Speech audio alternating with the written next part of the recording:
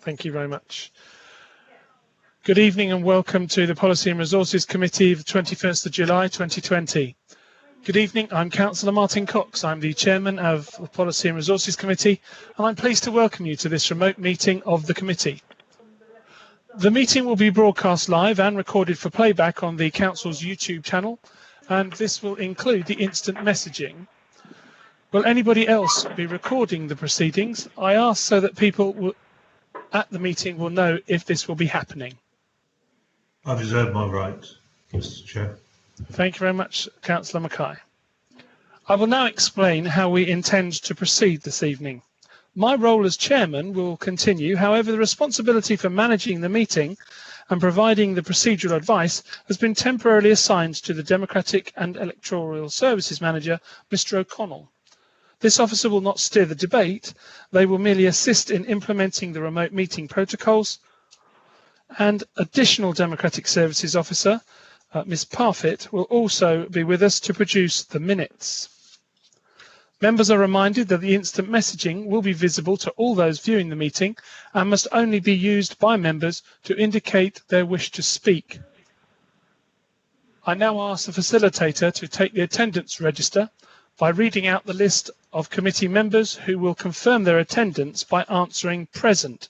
Please, as you come through the list, please activate your microphone just prior to you being asked. Thank you very much. I now ask the facilitator to carry on. Thank you.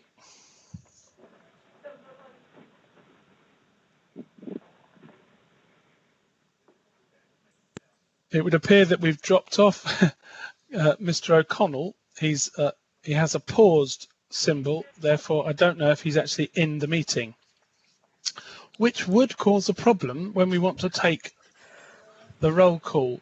Hello, Chairman. I'm back. Thank you very much. And as if by magic, would you please take the roll call of attending members, please? Of course. Councillor Blackmore. Present.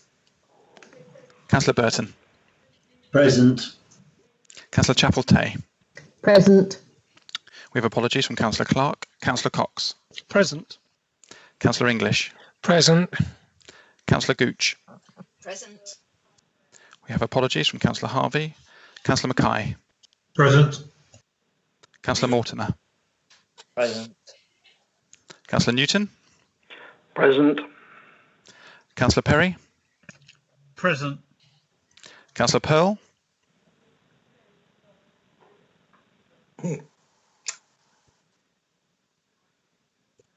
Councillor Pearl.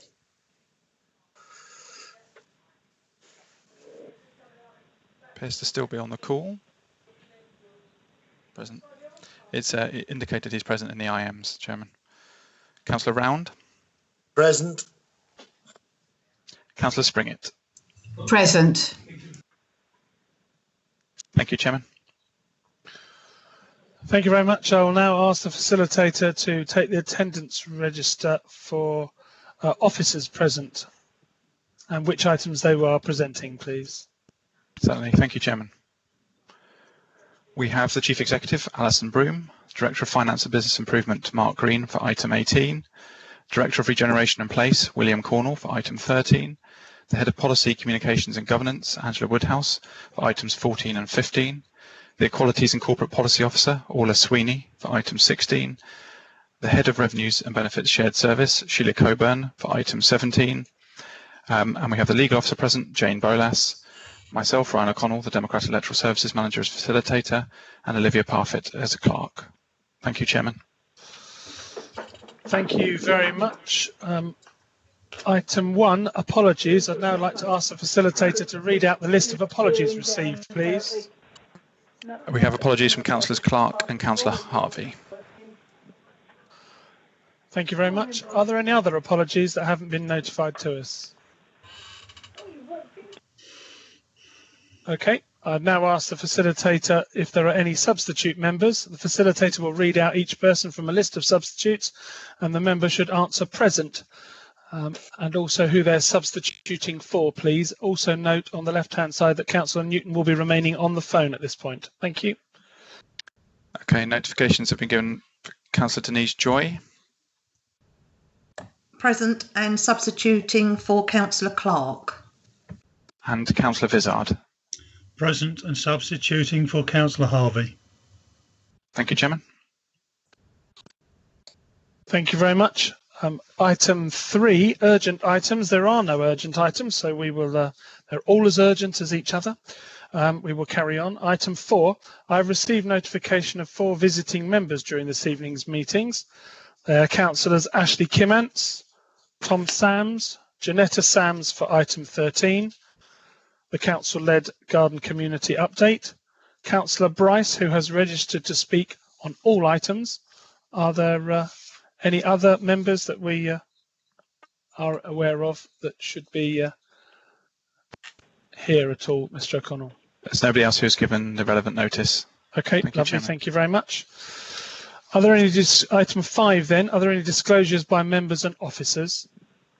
Would you please speak out now or just don't say anything? Thank you. I'll take that as a no. Item 6, disclosures of lobbying. Facilitator will ask members of the committee and any substitutes in alphabetical order if they have any disclosures of lobbying. They must either answer none or yes, and if so, specify the agenda item or items. Thank you, Chairman. Councillor Blackmore. Yes, and item 13. Councillor Burton. Yes, item 13. Councillor Chapel-Tay. 13, 16, 18 and 19. Thank you. Councillor Cox. Yes, same as Mr. Chapel-Tay just said, Councillor Chapel-Tay on virtually all of them. Thank you. Councillor English. Ditto. Yes, the same as Councillor Cox and Councillor Chapel-Tay. Councillor Gooch. Sorry about that, I did a double click. Yes, I've been lobbied on item 13. Thank you. Councillor Joy. Item 13. Councillor Mackay. 13. Councillor Mortimer. Yes, 13. Councillor Newton. Item 13. Thank you. Councillor Perry. Yes, item 13. Councillor Pearl. Yes, item 13, and I suppose technically item 19 as well. Thank you. Councillor Round. Ditto, same as Councillor Pearl. Councillor Springett. Yes, item 13 and if applicable 19. Councillor Vizard. Yes, item 13. And 19. That concludes the lobbying. Thank you, Chairman. Thank you very much. Can I remind everybody, please, if they can mute their microphones to do so until you are required to speak, and then we don't get the background noise. Thank you very much. Item 7,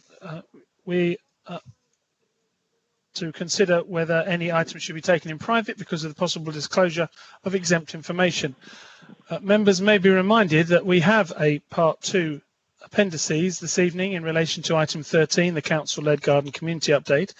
If any member wishes to discuss Part 2 appendices in detail, then the committee will need to move into closed session. Otherwise, I propose to take all items in Part 1. So please be aware of that. Is that agreed? I will take your silence as agreement. Agreed. Agreed. Agreed. Or Agreed. even if you wish to stay. Thank you very much. Okay. Item 8, the minutes of the meeting held on the 24th of June 2020. I do not intend to go through page by page, so if anybody has any amendments or items they wish to bring up, would they please indicate in the IM messaging, and I will come to you and we will make necessary amendments.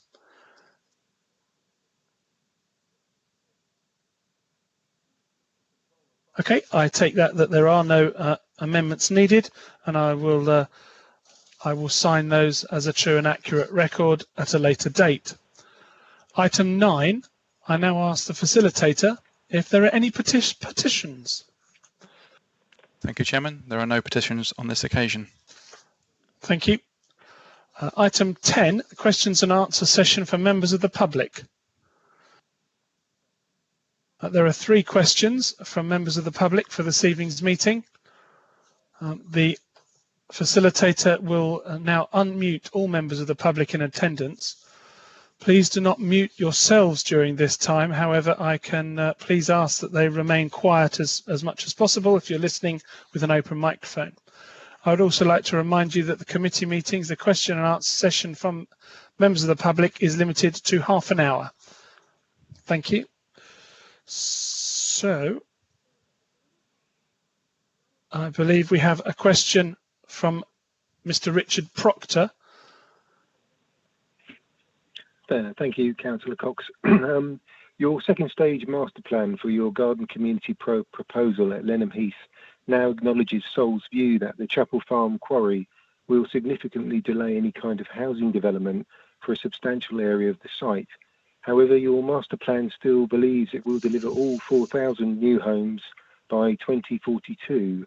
How is this possible when over a third of your identified residential land will not be available until the 2050s at the earliest?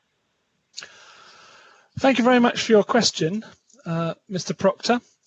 The officer report this evening answers this question at paragraph 2.5 and at bullet points 4 and 5, where it says that the impact of the minerals allocation in the Kent County Council's Minerals and Waste Plan that broadly covers the southern half of the 3rd phase of the development, the western parcel, best illustrates on page 29 of Appendix G.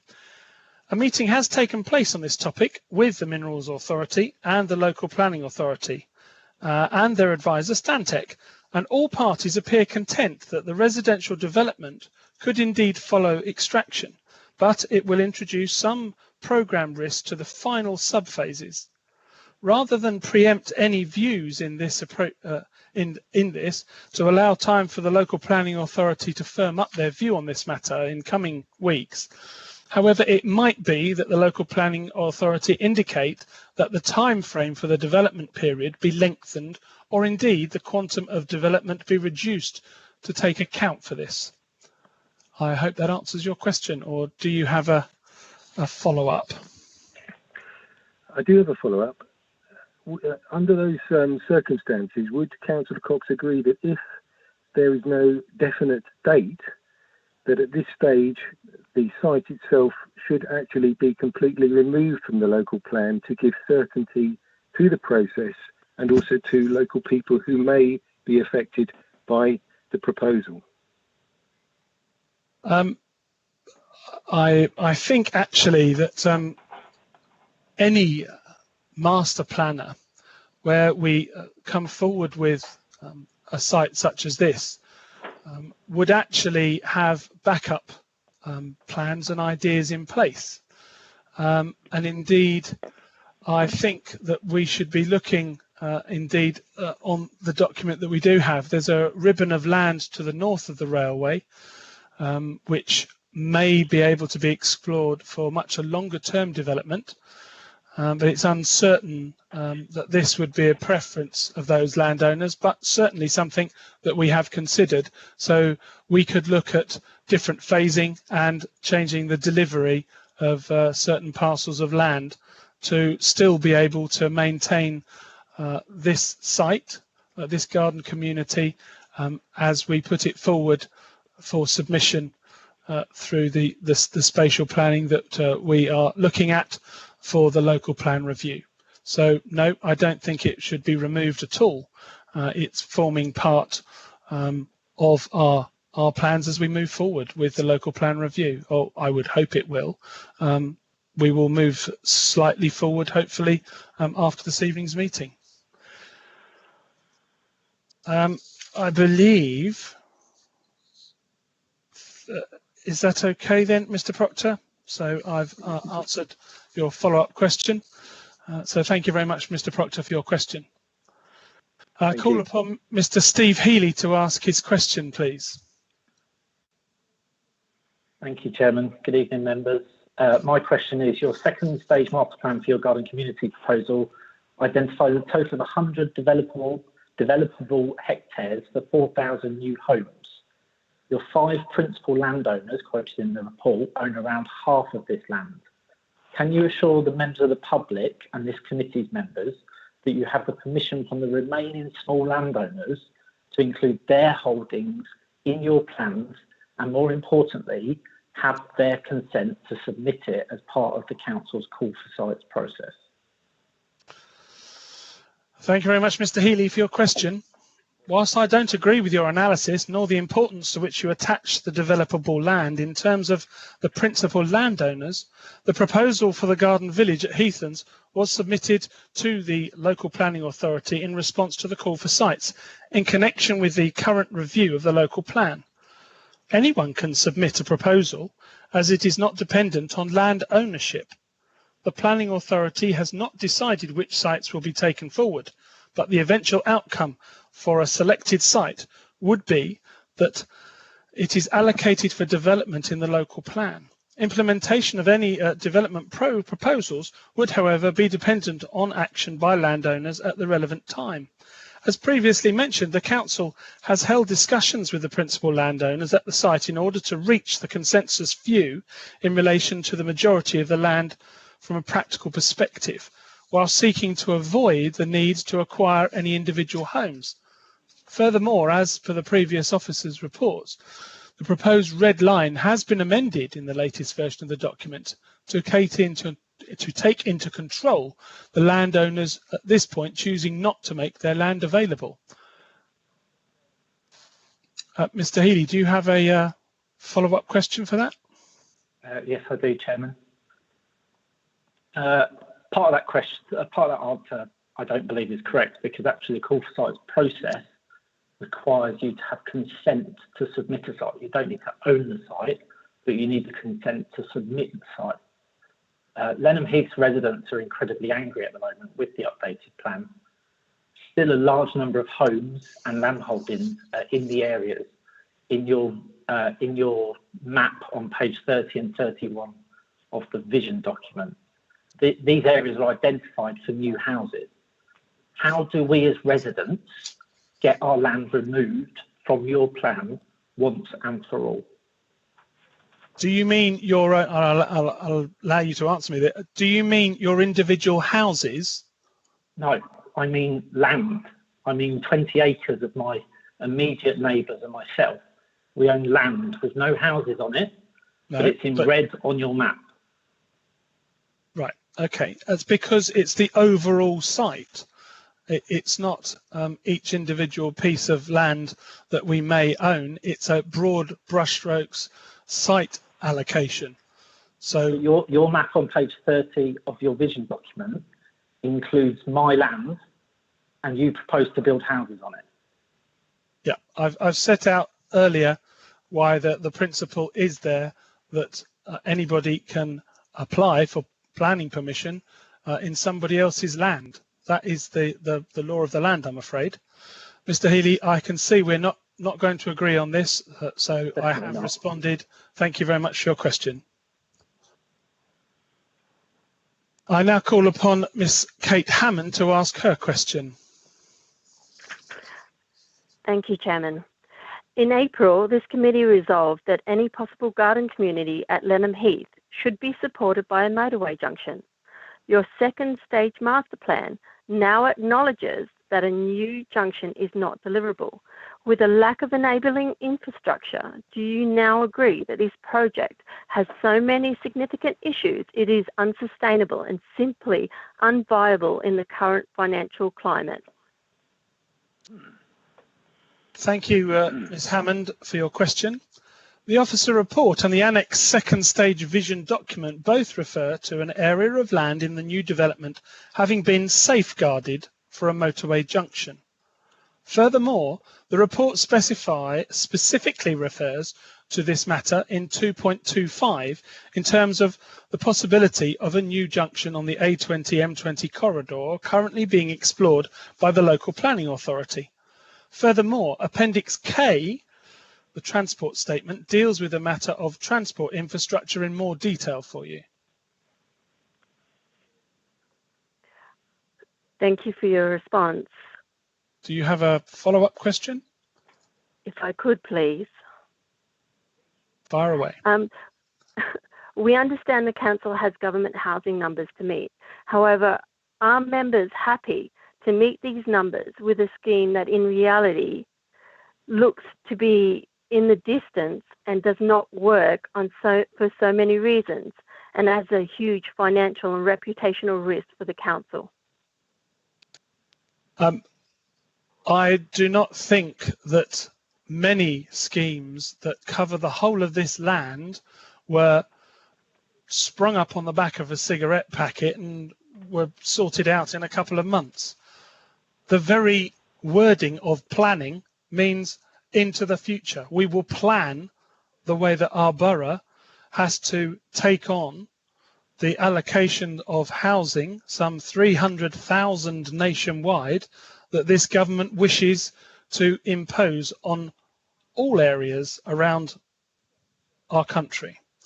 And I don't think it would be prudent that we just ignore what the government's figures are asking us to do. We will not stop the process to individually look at every single problem that we face, but I believe that we have the process set before us. It is requirement of government to look at the figures. You've stated these figures that the government have put there. We have had conversations and they're still ongoing with MHCLG.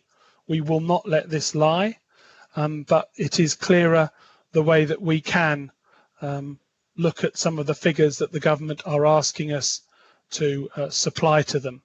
So we, in the future, as we move forward with this, we will be able to question some of the figures that are stated initially and at this point. But I think we must look at our local plan and deliver that at the appropriate dates as they're set out before us. And I think that this motorway junction, we've termed it the possibility, but I think it will be much more achievable because the land that is, or the residents and the consideration to Highways England, it must encompass more than just the 4,000 homes that are specifically in this garden community that is where we are saying we would like to have a motorway junction. So we must look further around this site to the areas that would be helped by a motorway junction and further development that may come from neighbouring authorities. I hope that's given you an answer to your question. I'm sure you will be able to come back, but sadly we can't. So thank you very much, Mr. Hammond, Mr. Healy and Mr. Proctor for your questions. This now concludes the question and answer session from members of the public. I will ask that the members of the public present now leave the call. If you wish to continue watching this meeting of the committee, please do so via the Council's YouTube channel where it is being streamed live. Sorry, Chairman, can we just make sure that Gail stays on the line, ready for item 13? Can you check that, and also that Councillor Newton is still, I can see his number still there. Yeah, I'm still here. And Gail? Yes, I'm still here. Superb.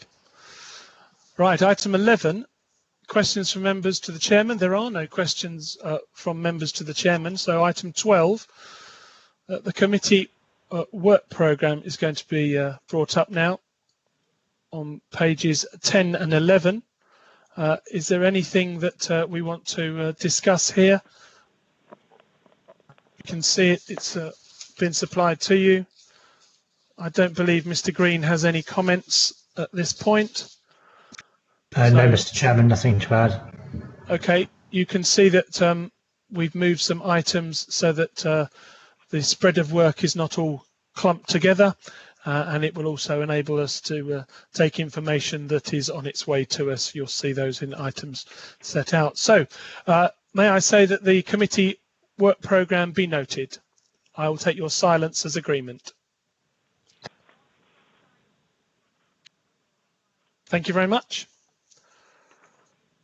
Okay, Items 13 to 18 are the committee reports. If I may, I'm just going to explain the meeting procedure. I will read out the agenda item and then refer to the officer who will be presenting the report, except where any members of the public or representatives of any organisations have registered their wish to speak. After the report has been introduced, I will then advise members of on the list who have we've received by instant messenger for those members wishing to speak, and then ask if there are any members who wish to speak further on these items, members that have dialed in. Members may be reminded that the use of the green telephone is sufficient in demonstrating their wish to speak from the emojis that should have been pointed out to you during the training. I will invite the officer to respond as required during the debate. After the list of members wishing to speak has been exhausted, I will ask if any members wish to come back with any more questions and comments. If a member wishes to propose a new motion or amend the current one, I will ask for a seconder, with the members going through instant messaging or indicating verbally. As the first one to signal will be the seconder. The seconder will be asked if they wish to speak or reserve their right. And at the end of the debate, any amendments having been voted on, I will sum up the original substantive motion or will be put to the vote. I will ask if all of the recommendations can be taken together or whether the committee wishes to take them separately as well. I will ask the facilitator to go through the list of members in alphabetical order and ask them for their vote, which should be for, against or abstain. So please have your finger at that point on your mute button so we can speed through those as efficiently as possible. I will have a second or casting vote regardless of whether I have used my first vote. The Democratic Service Officer will be asked to confirm the result of the vote, and I will then announce the decision. If a report is for information only and the recommendation has been moved and seconded, I will ask if that's agreed, and if there is no dissent, a named vote will not be taken. At the end of each item, I will ask for a brief pause while those who wish to do so may leave the meeting. So, item 13, the Council-elect Garden Community Update. I have received notification that Gail Duff wishes to speak on behalf of Save Our Heathlands group. Miss Gail Duff, if you would like to speak now. Thank you. Good evening. Yes, I do represent Save Our Heathlands Action Group. Once again, local residents have received only a restricted version of your Heathlands master plan. There appears to be a blinkered determination to push the project ahead at any cost and with a control of information. Planning guidance makes it clear that early consultation with local residents is vital, and this council is not fulfilling that obligation. We maintain that the proposed garden community is fundamentally wrong. Wrong place, wrong price, wrong land. Land ownership is still divided across a significant number of landowners with very complex arrangements. Many smaller landowners have not been approached and are aggrieved that their land has been included in the call for sites without their consent. This time last year, the master plan promised a high-speed station, new motorway junction and a new secondary school. A year later, these have all been dropped. What will be dropped by Master Plan 3? The significance of the Chapel Farm quarry appears to have not been fully appreciated, and as this process unravels, it will transpire that this will extend the issues beyond the expected life of the next local plan. Wrong place. The Lenham Neighbourhood Plan was approved by the inspector and is now required to be given material planning consideration. It contains significant policies with regard to the preservation of the rural setting. Lenham's residents and the parish council have taken control of our village destiny, and Heathlands does not form a part of those plans. Lenham is a rural district centre. Infrastructure connections are stretched. The A20 is close to capacity. All the surrounding routes are country lanes, whilst some residents in your vision may indeed succeed in commuting by public transport. It's simply not feasible that your planned junction improvements and bus between Maidstone and Ashford will come close to alleviating the problems. Whilst your utopian view sees new residents living, working and playing harmoniously in the same community, that's not how it works in practice. The wrong price. At present, it seems that many commercial aspects of the scheme are unresolved. Landowners who, by their own admission, could have walked away as very rich people have already withdrawn from the scheme. The economics of the scheme are so complex and the margins so thin that the project is very finely balanced. Garden communities up and down the country are failing, with the recurring theme being that the schemes contain too many significant uncertainties, undefined parameters, and open-ended timescales. The people of Lenham Heath and the surrounding areas cannot be expected to live with the uncertainty of this project, with its many unknowns, for any longer. We urge you to change direction now and seek other ways of balancing growth and providing infrastructure. The solution is not Heathlands. Thank you. Thank you very much, Mrs. Duff. Perfect timing. Very good. Thank you. Thank you very much for what you had to say. Thank you. The report will now be introduced by Mr. William Cornell. Thank you, Chairman, and good evening, members. This evening's report regarding the Council-led garden community at Heathlands proposes 4 recommendations for approval and summarises the progress made over the last month. The report is structured around the following topics: the second stage submission to the local planning authority, inclusive of their initial feedback, the financial model, the promotional costs and programme, the delivery model and the role of Homes England, the landowners, the potential motorway junction, community engagement and broader considerations.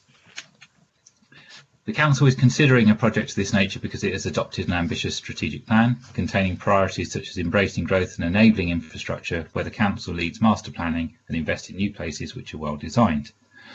Accompanying this evening's report, members have been provided with the second stage vision document and supporting statements too, which clearly set out the ambitions and desired outcomes of the project.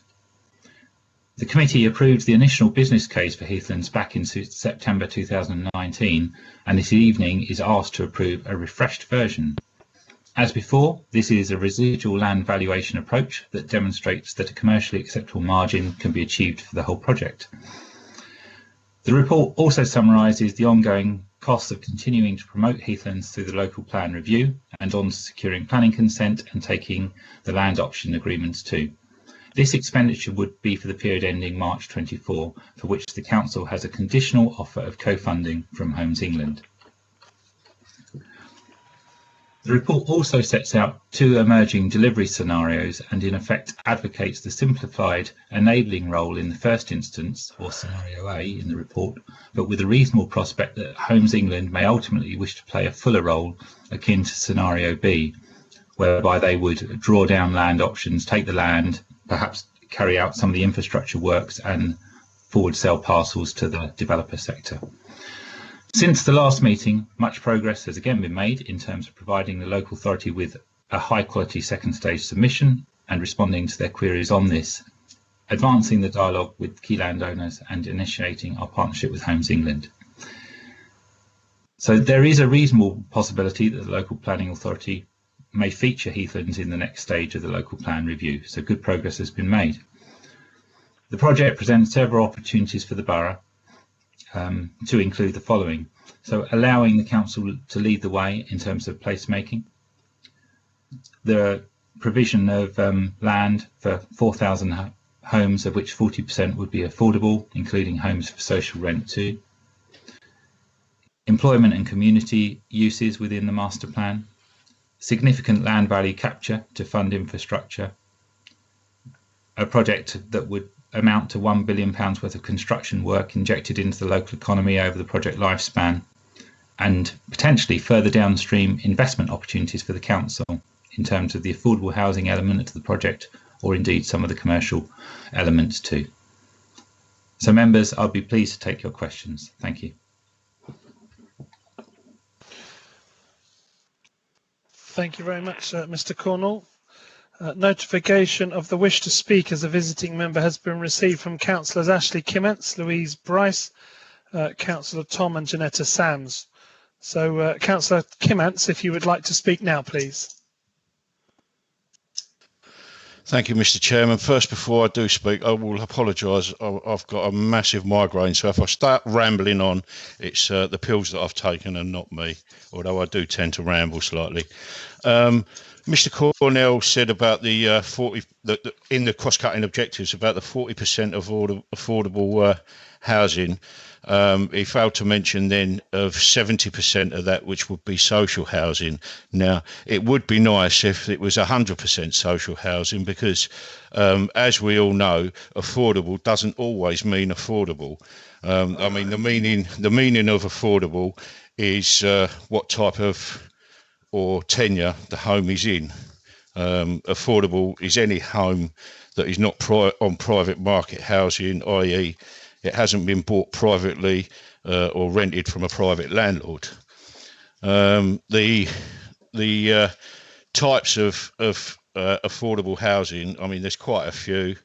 To give you an idea, there's Help to Buy with equity loan, there's buying through shared ownership, there's Help to Buy ISAs, and a few more, I do believe. But there is only one true affordable housing, which is social housing. And the definition of social housing, to work it out, it should be only of affordable housing is 35% of your net income should only go towards paying for your house, whether that be social rent or Help to Buy or blah, blah, blah. Taking into consideration that the average private renters shell out about 47% of their income towards it. And to give you a last scenario, so I won't ramble on anymore, but if Joe Bloggs has a little bit of savings, so he can't be entitled to any extra help from the government, and he has a wife and 2 children, and she stays at home, she's a housewife, and he works 36 hours a week on minimum wage. That will give him around about £1,250-ish a month. By the time his tax and national insurance is taken out, it will £950. So 35% of his wages is around about £334 per calendar month. So, you know, that doesn't give him many options when it comes to any of the other options apart from social housing. So, and that's where I'll leave it anyway. You know, thank you very much for listening. May I respond, Chairman? Thank you very much, Councillor Kimmins. Yes, certainly, Mr. Cornell. Thank you, Councillor Kimmins, for your question. Just to clarify, the project is worked up on the basis that there will be 40% affordable housing overall in accordance with our policy.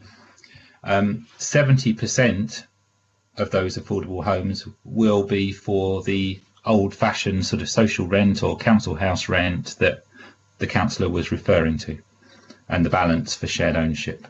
So it would be a combination of those two products, but 70% of the affordable housing would be for the old-fashioned council house style rent, so the lowest, the best in terms of affordability. Thank you. Am I allowed to come back? No, Councillor Kimmins, I understand exactly where you're coming from. We will draw this out leading into the future, but I totally understand what you're saying. What is affordable? And I think we must address that. We're going to be creating communities, not just in this one, and we must make sure that these houses are truly affordable. And if we can do that and affect that, I hope we can. Councillor Bryce, if you wish to speak now, please. Thank you, Chair. Thank you, Mr. Cornell. I suppose I just wanted to register, and apologies for not making the briefing yesterday, but I suppose I just wanted to register a slight concern.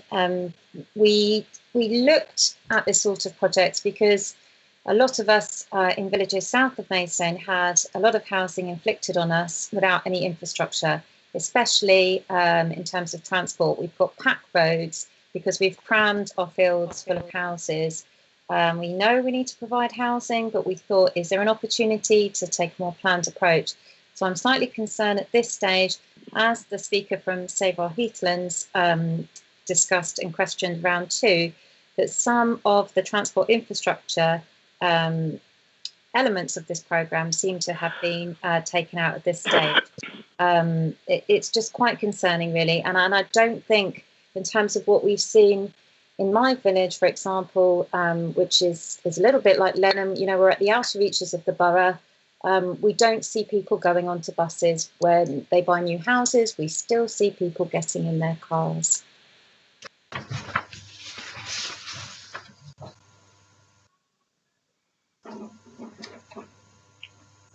I don't know if there was an actual question there, Mr. Cornell, but if you wish to comment, that's absolutely fine. Yeah, thank you, Chairman. Thank you, Councillor Bryce.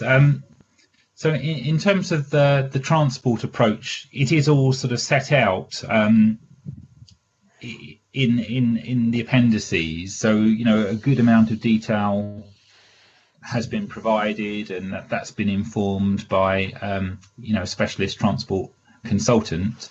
And the project itself, generates, significant sums in terms of land value capture. Some of that in the form of SIL that can be used to fund infrastructure improvements off-site, and Section 106 and Section 278 for on-site provision as well. So there is considerable money set aside, and there is a detailed plan. But obviously, we're conducting a project, of some scale and ambition, in a public arena. So we have to do the right things and sort of set out exploring all the possibilities and refine those until ultimately we arrive at the right solution for the scheme. So it's inevitable that the project will continue to flex, I'm sure.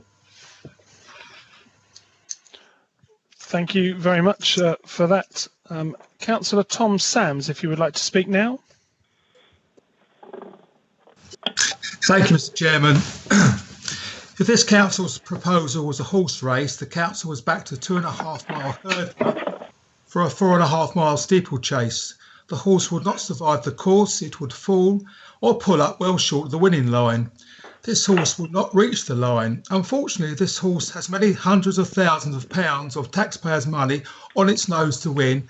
At what odds, I ask? To continue on from last time, unfortunately, we do not have the full facts.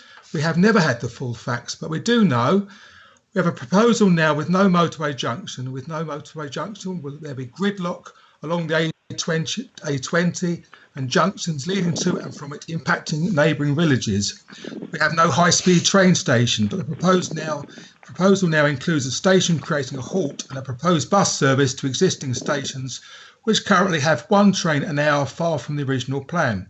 We know the land ownership continues to be complicated and is far from certain.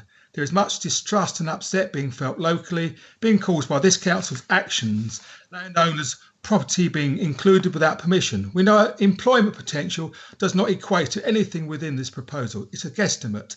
The jobs cannot be created on any scale specified. Indeed, to consolidate the Rose Lane industrial area is quite funny because lead officers did know of its existence until pointed out by local residents. We know we have removed the secondary school element from the proposal. That again is a nonsense and a sign that we are not serious about sustainability and have little understanding. Homes England is in virtually every part of this document. It is something this council is hanging its hat on, almost out of desperation. It expressed interest, but this is by no means a given. When the full facts are scrutinised, there may be an alternative view if those facts are ever do come to fruition. We have no financials to view, no scrutiny, no challenge. We have nothing substantive to analyse, and lack of detail is excruciating. This is a glossy selling job without any practical thought-out future. We are informed that this is ambitious and visionary, and yet if this is the case, what will the potential impact be on climate change? A car journey-based project is at odds with all this and what this council says and has signed up to. Innovation is talked about, yet the whole principle is very current and lacking innovation, often repeating urban ideas for this rural location. Language used like opportunities, empowerment, self-sustaining, self-reliance are just words. And so far, what we have been presented with shows that this council now is appearing to hide behind closed doors of secrecy and lack of transparency right across the board. Last night, members' briefing was an excellent example where this council could have engaged with Lenham Parish Council on the briefing. There was nothing contained with it. That was the slightest bit controversial, an opportunity to engage, but once again missed. Public perception is that this council has continued to talk to itself and has agreed to proceed forward. Timescales are unclear, delivery uncertain. Collaborations lacking detail, significant infrastructure uncosted and unknown. Members need to be minded of the Lenham Neighbourhood Plan, developed with local involvement and consent over many years. It has a large role to play, and indeed it will. It is significant that private developers have not come forward for this proposal as they have done elsewhere. Garden communities fail to deliver because so far communities are isolated and disconnected, often from the services they need. This is increasingly being recognised. Finally, we have a report loaded on optimism and false promise. Tonight's decision is continuing to commit itself to the financial exposure. Given the economic climate, the council in danger of looking at best foolish or worse, incompetent with public finances. Thank you.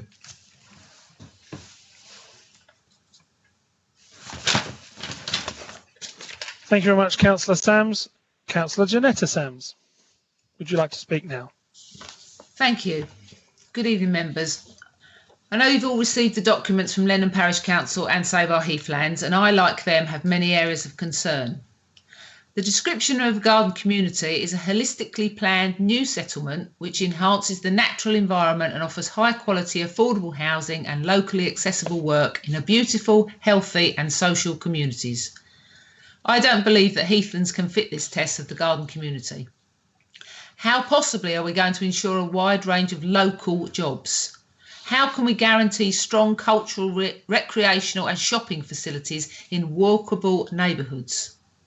How is this proposal going to be holistically planned when the plans provide for so many maybes?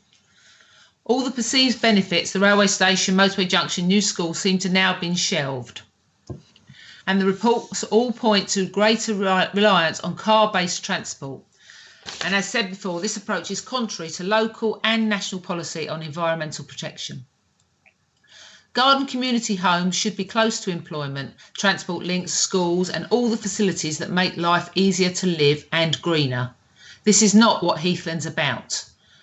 What seems to be proposed is a housing estate where everyone will commute out for work, for education, for healthcare.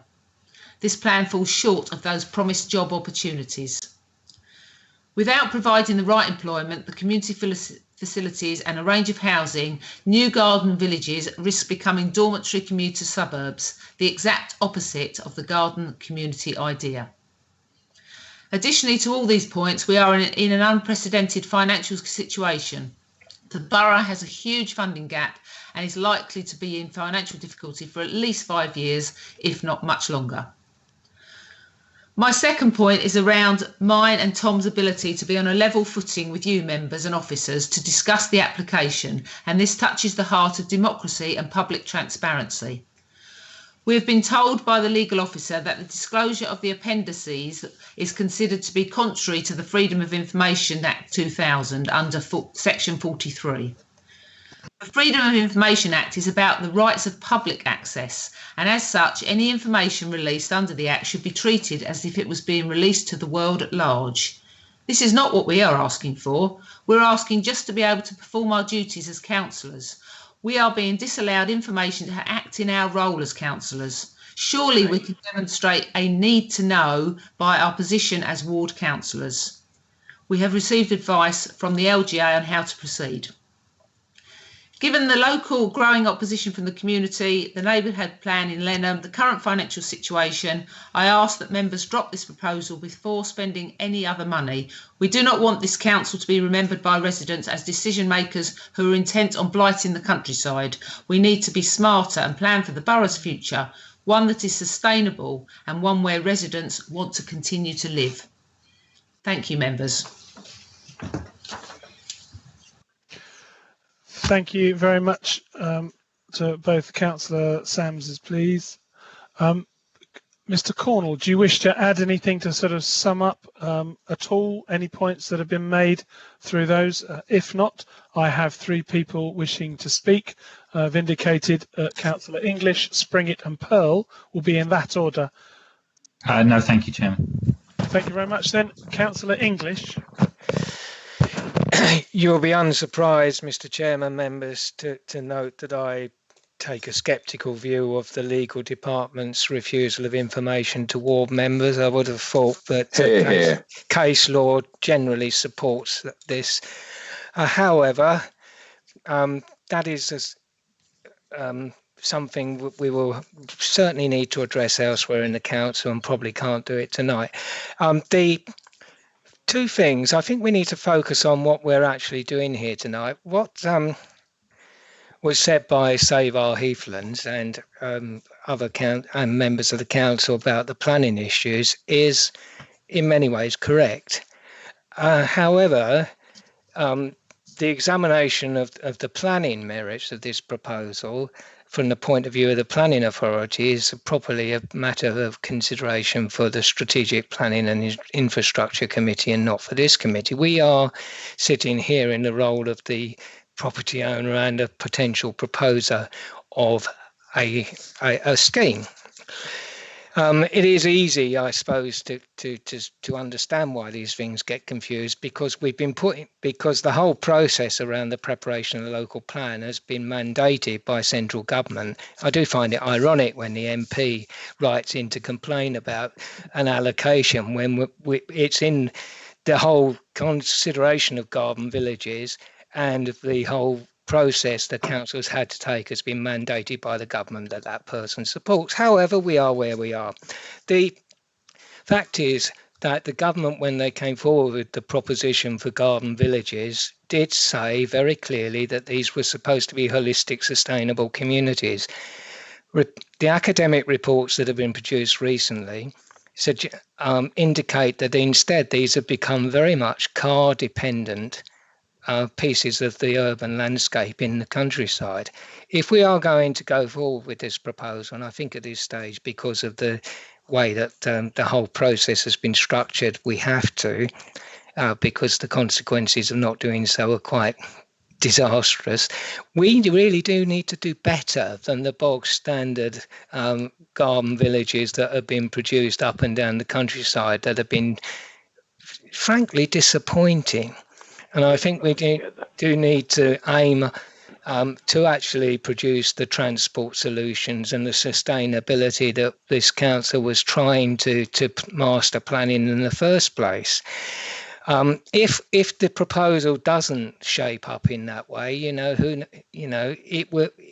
it will be disappointing from the council's point of view of in terms of shaping the proposal, and it will be disappointing when we get further down when we get to doing the local plan part review, because that means that we won't be putting forward the best proposal that we could. So I do think we need to try and maximise the benefit from this proposal, and not see it chipped away and eroded because in one way or another. And finally, may I support Councillor Kimancy's view? Affordable housing, the vast majority of affordable housing that is produced is nothing of the kind. It's termed affordable. It isn't. If we're going to produce, we need to produce real social housing or alms houses or equivalent thereof, because there are slightly different models of social housing, but that's what we need to be producing, not slightly sub-market housing or other proposals that do not really meet the test. So all I'm saying is, members, if we are going to go ahead with this, we've really got to aspire high. Thank you very much. Thank you very much, Councillor English. I have Councillor Val Springett speak next, please. Thank you, Chair. First of all, I'd like to support exactly what Councillor English just said. I think he put it extremely well. I always thought the whole idea of a garden village was to have a fantastic development that encompasses a lot of houses and employment, but provides a really, really well-designed place to live. but that also made sure the infrastructure was there from the start and not becoming an add-on at a later date. And here we go again. Oh, I'm sorry, you can't have that motorway junction, but it's okay. We'll put a bit of land to one side and you might get it later. Well, I'm very sorry. I don't believe you. We've been trying to get a Lees Langley Relief Road for, 25 years or more, and we get fobbed off. We're told things about the local plan. Just because it's in the plan doesn't mean it gets planning permission, has to meet other requirements. Get fobbed off. So I'm sorry, there's a huge element of mistrust. I just cannot accept what's in Barton Wilmore's statement on page 30. Potential new motorway junction, RSK Transport advised against a motorway junction and HS1 stop and advocates a sustainable transport strategy to include using the train. I'm sorry, 80% of people's journeys does not include the train to or from London. So you're going to get a lot of cars. With the best will in the world, you're going to get a lot of cars. The A20 is a very dangerous road. We cannot consider this number of houses on that road without the motorway junction. I'm very sorry. I'm really disappointed that we're trying to be fobbed off with a second best, with a bit of land put aside that will have excuse after excuse after excuse as to why it never becomes a motorway junction. So I'm very, very unhappy about that at this stage. Thank you very much, Councillor Springett. Councillor Pearl, and then Councillor Chapeltay after that. Thank you.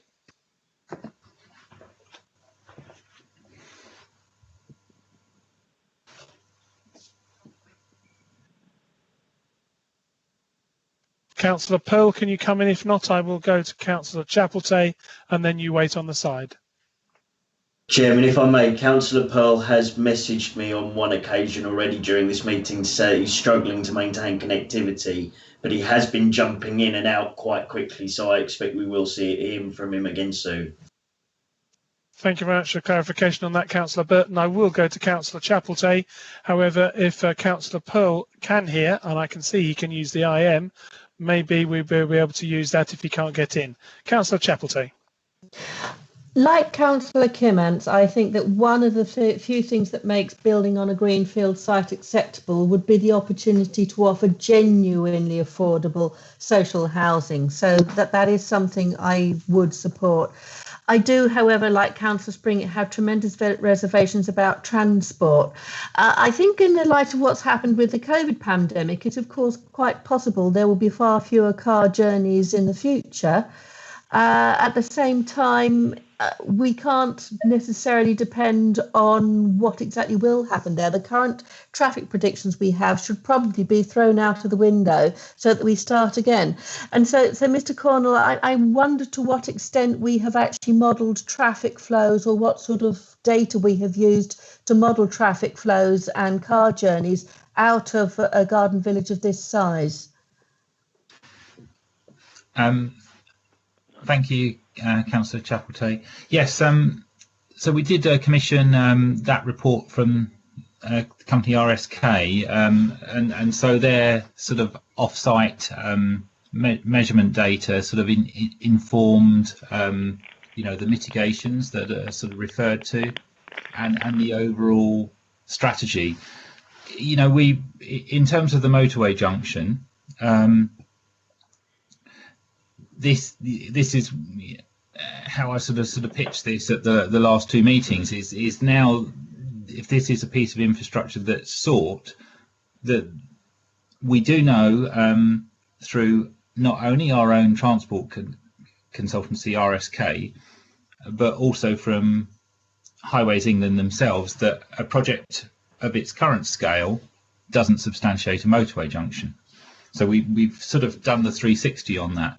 But ultimately, the case could still be made through the local planning authority when looking at the sort of cumulative projects in the area. So some others possibly in Maidstone, others more likely in the borough of Ashford, and those discussions are going on. And between the respective planning authorities and Highways England. So the councillors have made their sort of wishes clear at previous committee meetings, and so we've set in train a process. That's not my role here in this project, though. But the points have been noted and the ambition's been noted, and those conversations are happening, and the prospect of a junction is being explored. Okay, thank you. Yeah. Thank you very much. I'm going to swiftly go to Councillor Pearl, if he's still here, and then Councillor Mackay. Well, may I check whether you can hear me first? Yes. You can. Oh, smashing. Thank you. Chairman, Councillor English alluded to the submissions from one of the MPs, and to be honest, I'm happy to go on record and say I think Mrs. Whately's submissions are pretty unhelpful when she should be pushing back on these housing numbers instead of making condescending comments about people in affordable housing and the like. But that's sort of a secondary issue, really. I'm grateful for this report and for the efforts Mr. Cornwall has made very recently to communicate over this. And I feel that slowly we're beginning to receive more useful and detailed information. I remain concerned, though, at the slow dissemination here and reduced scope for debate, and I suggest negotiation between members and officers over these plans. The appendices to Appendix K seem to have been in existence since mid-June, but only just seem to have been released to members or indeed the public, and I don't understand why there was a need for that sort of delay. The appendices L and M, and I promise I'll be guarded in my comments here, have had a very limited circulation, and as we have sort of heard tonight, that excludes the elected ward members. Whilst I accept that some of the figures in those appendices are commercially sensitive, some of the other figures, such as what is and what is not allowed for certain infrastructure items, seem to me to be matters of public concern, if not for members more widely to be discussing. We had a very interesting presentation by Mr. Cornwall just last night on the financial principles of garden communities generally, at the end of which I believe it was generally accepted, and indeed I think the point was made by yourself, Chairman, that members more generally ought to have access to the content. But as a group on this side at least, we haven't had the opportunity to have a proper discussion on the bulk of the recent information that's been provided. Just sort of speaking, though, from my own reading, I do remain concerned that as master developers, we seem to have started to lose the critical mass and scale, and we seem to be allowing some of the key infrastructure items here to slip. Councillor Bryce highlighted some of these earlier. The first thing lost, of course, was the motorway junction. And whilst there seems to be some, forgive me, there's some lip service now to the idea of it coming back at some point, I'm not sure I see much financial provision being allowed for. We've also lost the high-speed rail link. It appears we might get a slow-speed one now, if we're lucky. And now, as Councillor Tom Sams points out, it appears we've lost the secondary school. And although I see the suggestion that the kids can trundle into Lenham and use the school there, it sort of seems to offend the principle that the new settlement should consume its own smoke. Councillor English made the point that we should be aiming high if we want this garden settlement, and I'd suggest that the supplement to that point is we should not accept the constant chipping away of the infrastructure provision here. So I really think more thought and discussion is needed on this matter before it goes any further. So I would like to move, and I'll pop it in the IM, but I'll read it out, of course, because I know Mr. O'Connor will insist that I do. Very quickly typed, very good. It's like I've just typed it in advance, hence the dodgy font, yes. I move that the matter be deferred and the proper officer be asked to convene a special meeting next month to discuss this item, that the interregnum be used, one, to engage a wider range of elected members in the discussion around decision making here, and secondly, to bring out and enhance further the infrastructure I've put further in there twice, haven't I? Yeah. Perhaps take out one of those furthers. With officers asked to consider and make recommendations on how we achieve the motorway junction in the secondary school. And having moved that, if I might ask for a seconder, but otherwise I rest. I would second that. It's Councillor Newton. Councillor Newton, you were just ahead of Councillor Perry, so I will take your second. Would you like to speak now? No, I think the previous discussion was fairly clear and plain, and I think it does need some further discussion before it moves forward. Okay. In which case, therefore, we can see the motion to defer before us and the reasons given for those. Mr. O'Connell, are we happy with both of those reasons? Are they okay? And Mrs. Bolas as well? Just allowing you time to have a look at them. It seems a perfectly sound motion to put forward, and it's been seconded. The only question is there anybody who wants to talk to this motion that's been moved? Okay, yeah, I just wanted to make sure we were in a position that it was correct, and we are noted that we remove one of the furthers, so we're not furthering the further infrastructure to the case to be further. Right, okay. Sorry. It's okay. So, our chief exec. Yes, if I might ask for a clarification, given that this is an instruction likely to come to me, and not wishing to be awkward in any way, could I just ask for clarification about what Councillor Pearl intends in terms of involving more elected members in the decision making? Well, I alluded to it in terms of the fact that we've not actually even sort of had the opportunity to have a proper discussion within our own group. But obviously there are then sort of issues as to that have been raised by the elected ward members tonight. And as I'm always happy to point out, I have no truck with their politics, but they appear to be legitimately elected members who ought to have access to a bit more information than they have had. I understand that in terms of discussion. My point of clarification was involving more elected members in the decision making. I just wonder if you could clarify that point, just so that I understand what it is that you want to achieve. The members in our group, I don't know about the other groups, but the members who attend P&R from our group like to take their lead from our wider group.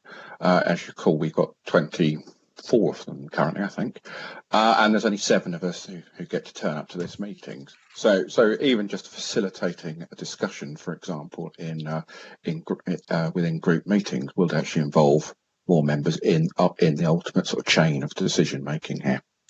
Okay, so that's helpful. Thank you. Can I ask though how much longer you'd need? We had the papers were delivered on Friday. We had a group meeting on Friday night. I've had further meeting with members of my group to this morning. I've specified in the motion a special meeting next month. I think that's going to take us too far. So that you're meaning like the end of August? No, I said next month. I believe next month actually starts in 11 days' time. So you have a range there in terms of whether it's a fortnight or a month you allow for this. Mrs. Bolas, would you just like to come in, please? You have something to point out. Yes, thank you, Chairman. I was trying to speak just as Mrs. Broom came in to say that I have some concerns. You're aware that the exempt information is clearly exempt under paragraph 3. It's also covered by section 100F of the Local Government Act 1972, and even allowing wider members in is not allowed under that section if the information relates to terms of proposals or to be proposed by or to the authority in the course of negotiations for a contract, and that's why it's been referred to as commercially sensitive, and I understand the officers have done their very best to put as much as possible into the open arena. It would be a matter for all of those who wanted to be included over and above members of the decision-making committee and any subjects attending, for them to make application to the monitoring officer for her to be satisfied they have what members are aware is the need to know test grounds, and that wouldn't automatically occur for ward members. So members would have to go through that process rather than just by their own resolution decide they would involve more people. That's all I have to say, Chairman. Thank you. At this point, I had, prior to this motion being put forward, I had Councillor Mackay, and now I have Councillor Burton indicate. Councillor Mackay. Thank you, Mr. Chairman. Members, if this proposal to build 4,000 houses in what we were referring to as Heathland was being made by Quinn, Persimmon, Bellway, we would not have any information any more than we've got the information from the Marden development or that in Detling on areas of outstanding natural beauty. The reason we are in possession of the information we have is because Maidstone Borough Council is acting as a developer. The next stage,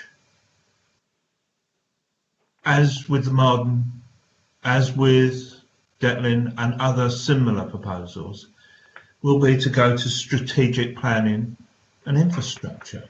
That's merely all we're saying. Now, when you see £1 billion expenditure detailed or tried to be detailed, you're bound to pick holes in it. And I've got to be honest with you, I'm broadly supportive of a planned development. Remember, my ward or borders onto what we did last time, which was called dispersed development, where 4,000 houses were built along the Sutton Road without any reference to planning, without any conductivity other than the Sutton Road. Now, I'm not saying we must go ahead with Heathland, but we must put it up alongside other options. And the options will be, we don't build a large community, we have built dispersed. So we put more houses in Marden, more houses in Staplehurst, more built houses along the Sutton Road, etc., etc. Because those are your options.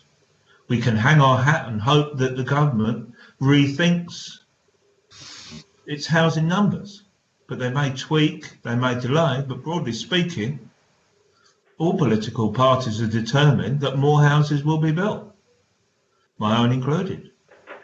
So, you know, we're being asked tonight to signal our ongoing commitment to this site going forward for further review against other sites. That's as my understanding. If I'm wrong, please correct me, Mr. Cornell.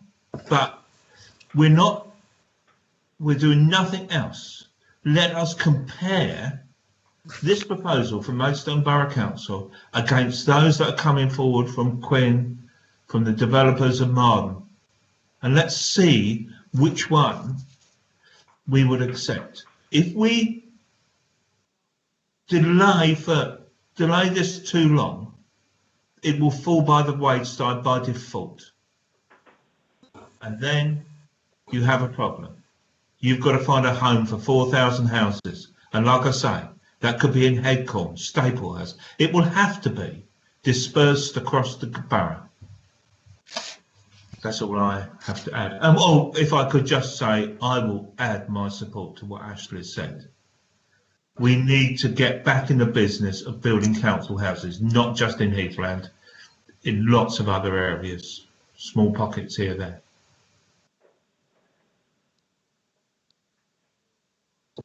Thank you very much for your words, Councillor Mackay.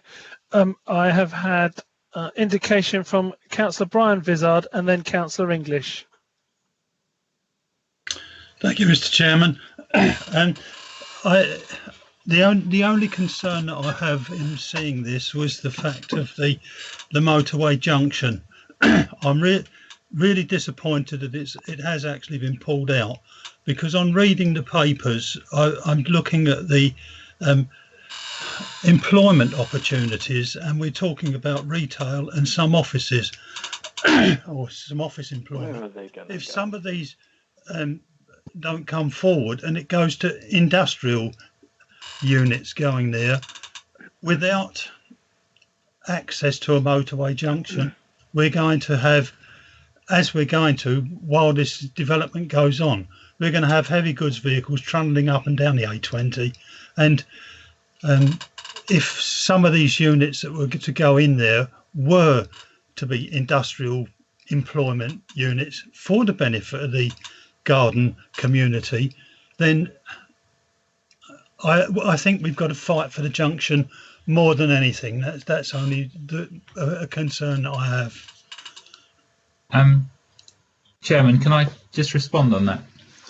Yeah, just to sort of elaborate my previous response on the motorway junction a bit more for yourself and all the councillors that have referenced it. So, if we pin the Heathlands project going forward to a motorway junction, that we can't demonstrate evidence for the need of it, and Highways England are mirroring that, inevitably the project will fail through the local plan review process.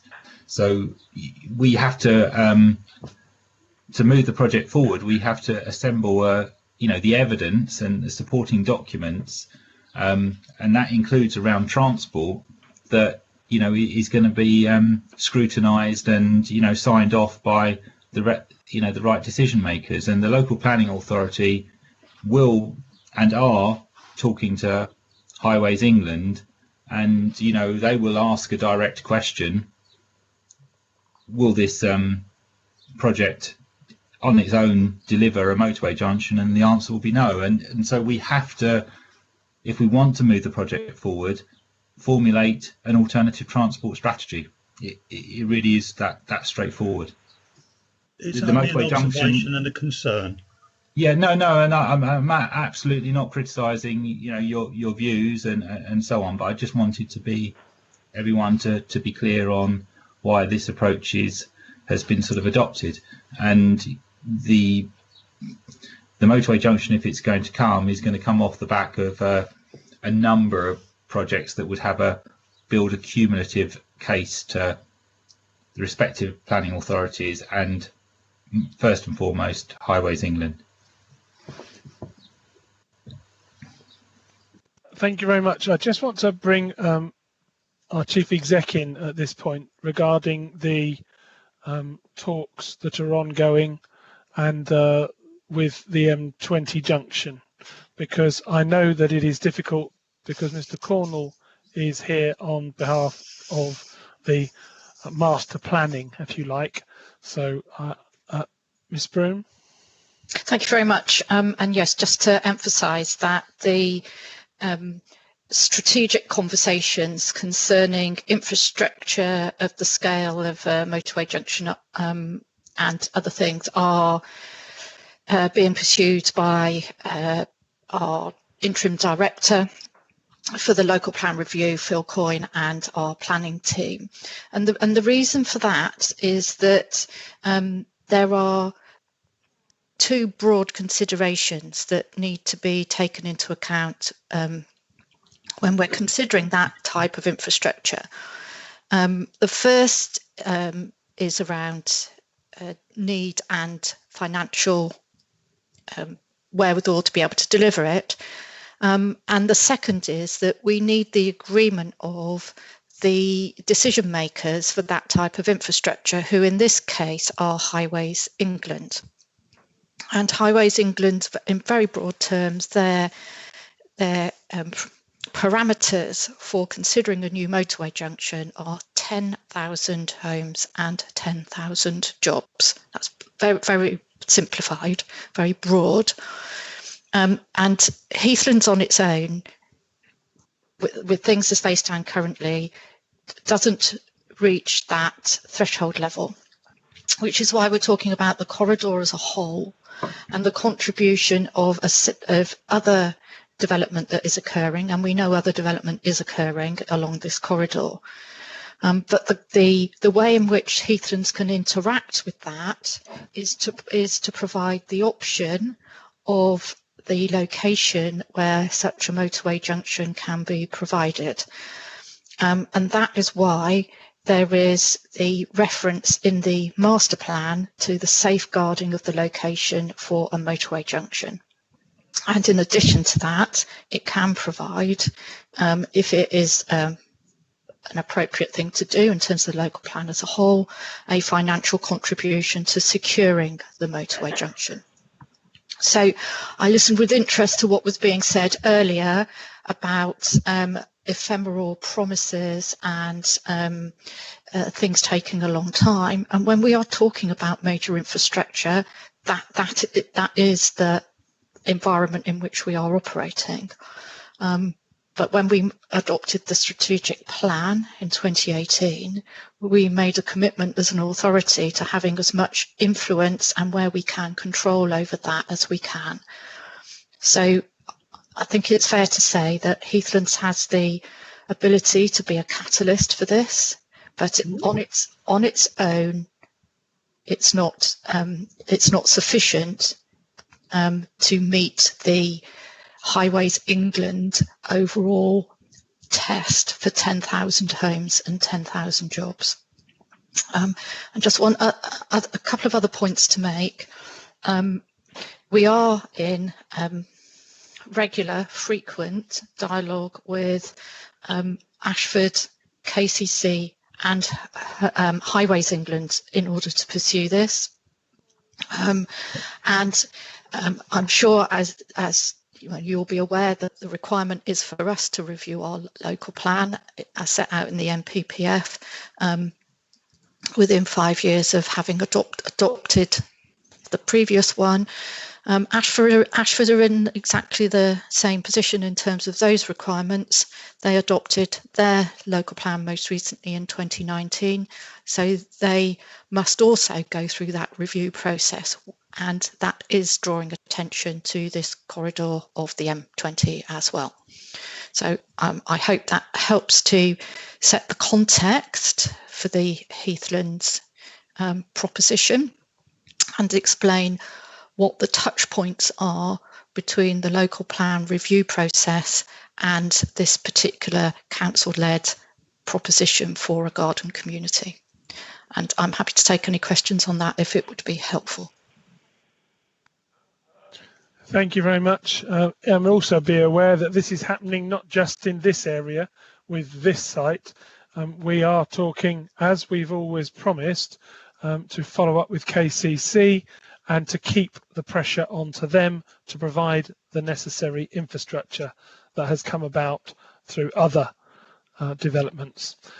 Councillor English, then Councillor Perry and Councillor Blackmore, in that order, please. Thank you, Mr. Chairman. In relation to the motion that's been moved, I was sort of supporting it at the start, but I have to admit, with the restrictions, which I still don't agree with, on information being given to members who are not members of P&R, it's going to be quite difficult to hold any constructive discussions. The other question is, although I still think that some further discussion would not do any harm, except, of course, if I'm going to vote for this, I actually sort of need to know the timescale. When do we, if we are continuing to support this proposal, when do we have to send it to SPI? That's the fundamental question, isn't it? What's the timescale? When does a decision have to be made by? Mr. Cornwall, could you come in at that point, please? Because you know when we have to supply this information as the master developer to the local planning authority, and I'm really concerned. I don't want to see this go beyond the end of next week, really. If you need more time to go over the information, I can understand that. We can't change our constitution in this amount of time to change what seemingly Councillor Pearl wishes to do. Okay, thank you, Chairman. I can't speak for the interim director that's overseeing the local plan review process, but I'm under, I am in dialogue with him about this project, and I'm very much under the impression that he is looking for his consultant team that he's using on this to bring matters to a head in terms of making their recommendations and holding workshops in respect of decisions that would ultimately be made by the SPI committee. So I think time is against us. I'm not saying there shouldn't be another meeting if that's the will of the committee, but it very much must be sooner rather than later, because otherwise we will start to fall behind that sort of decision making timeline that the other arm of the council is involved with. And I'm sorry, Mr. Chairman, can I pin William down just a little bit? Can I just throw something in here as well? We are all aware of the briefing that is going to be done via the with members about the different mixes that we might be looking at with the sites that have come forward through the SPI committee. They are organising member briefings. So if these, I believe they're starting towards, I think the end of July, then midway through August, and then in September. If a decision to not just carry on as with this in the mix is going to be held off, how will members be able to go to briefings and be able to give their views if they don't actually know what that we're still in this, and it can be thrown out. But at this point, we're just asking to proceed to the next stage. This is no more commitment than that. Yes, there is financial implication, but these processes have to be done. So I will let, obviously, Mr. Cornwall, if he can pin us down, as Councillor English has asked. Can I help? Maybe more straightforward. Yes, please. Yep. So I'm assuming that Councillor English's question relates to the timetable for consideration by the local planning authority of all the relevant information to put together the preferred strategic approach to development in the borough. Yeah, okay. So the timetable for that is as follows. And this is, I hope, consistent with the decisions recently made by the Strategic Planning and Infrastructure Committee concerning the LGS, the Local Development Scheme. So a decision is planned for the beginning of October that would make the decision on what the preferred and the alternative strategies for that are. And that would enable consultation with the public and stakeholders to commence at the end of October and be completed by Christmas. In order for that to occur in an informed way, there are planned over the summer, including in August and the early part of September, workshops for members, including the decision makers. So they need in front of them the most complete and robust information possible, including for the range of garden communities that have been put forward as part of the call for sites. And you will recall, I'm sure, that there was a specific garden communities prospectus, and a number of sites have come forward.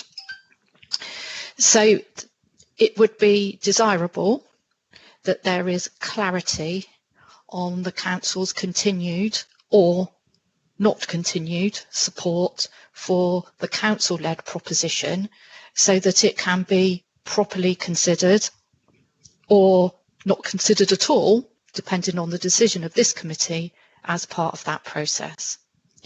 So that process is imminent. So the precise answer to your question, when will the SPI committee consider things, that will be at the beginning of October formally, but there is that process of familiarisation and consideration of the evidence base to make that a very well-informed decision over the course of the summer. Happy to take any further questions on that.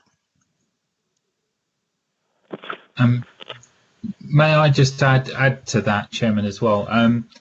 You know, I'm not entirely sure what would be expected at, you know, if we would have another committee meeting to talk about this matter alone.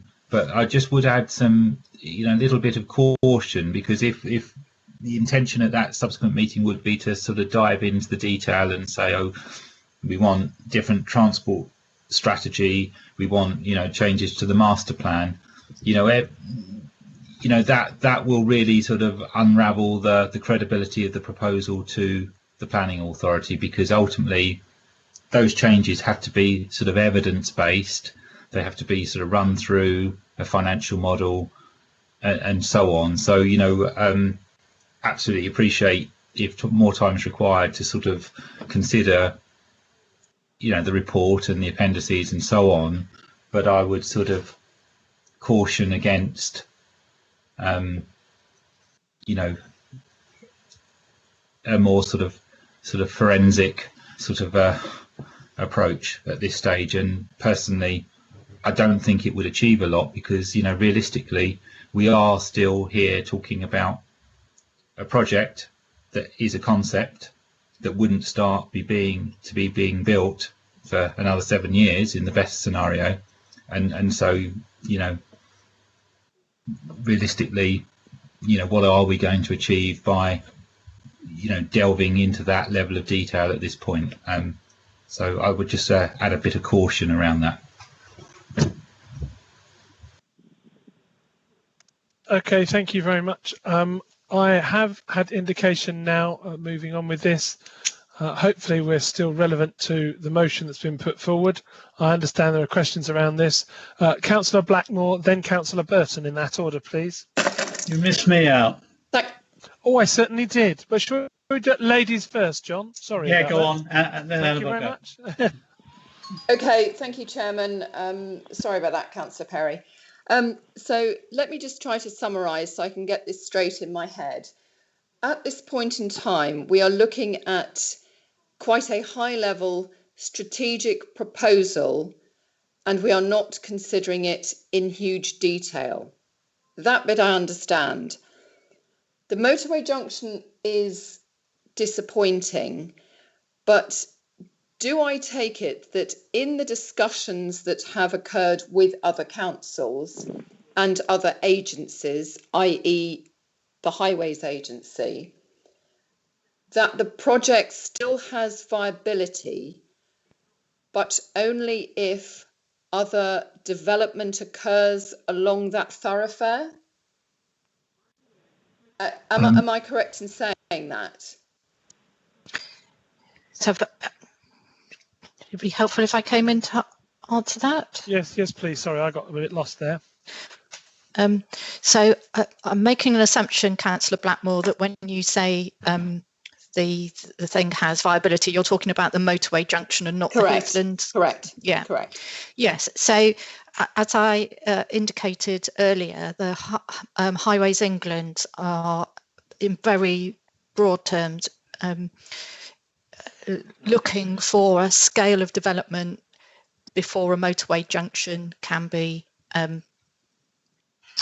progressed of 10,000 jobs and 10,000 houses. And we can see that Heathlands doesn't deliver at the whole of that scale. So it requires other things to be happening along the corridor of a motorway before a junction would go ahead.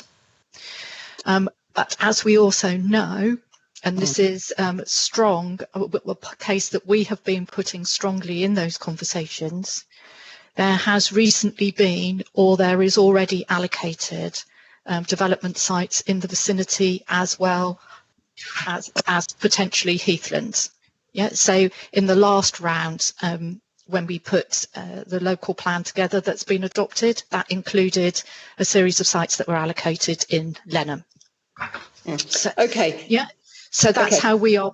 That's how we are building the case, and we understand the importance, and we can see the relevance to convince the other people who are part of the decision-making process that what we want to see materialise. So we're making the strongest possible strategic case to achieve that. Okay, that doesn't quite answer the question. It does a little bit, but doesn't quite answer the question, because what I'm looking at is that particular road, whether we're looking at, well, you could look at either the A20 or the M20. They both have connectivity between Maidstone and Ashford.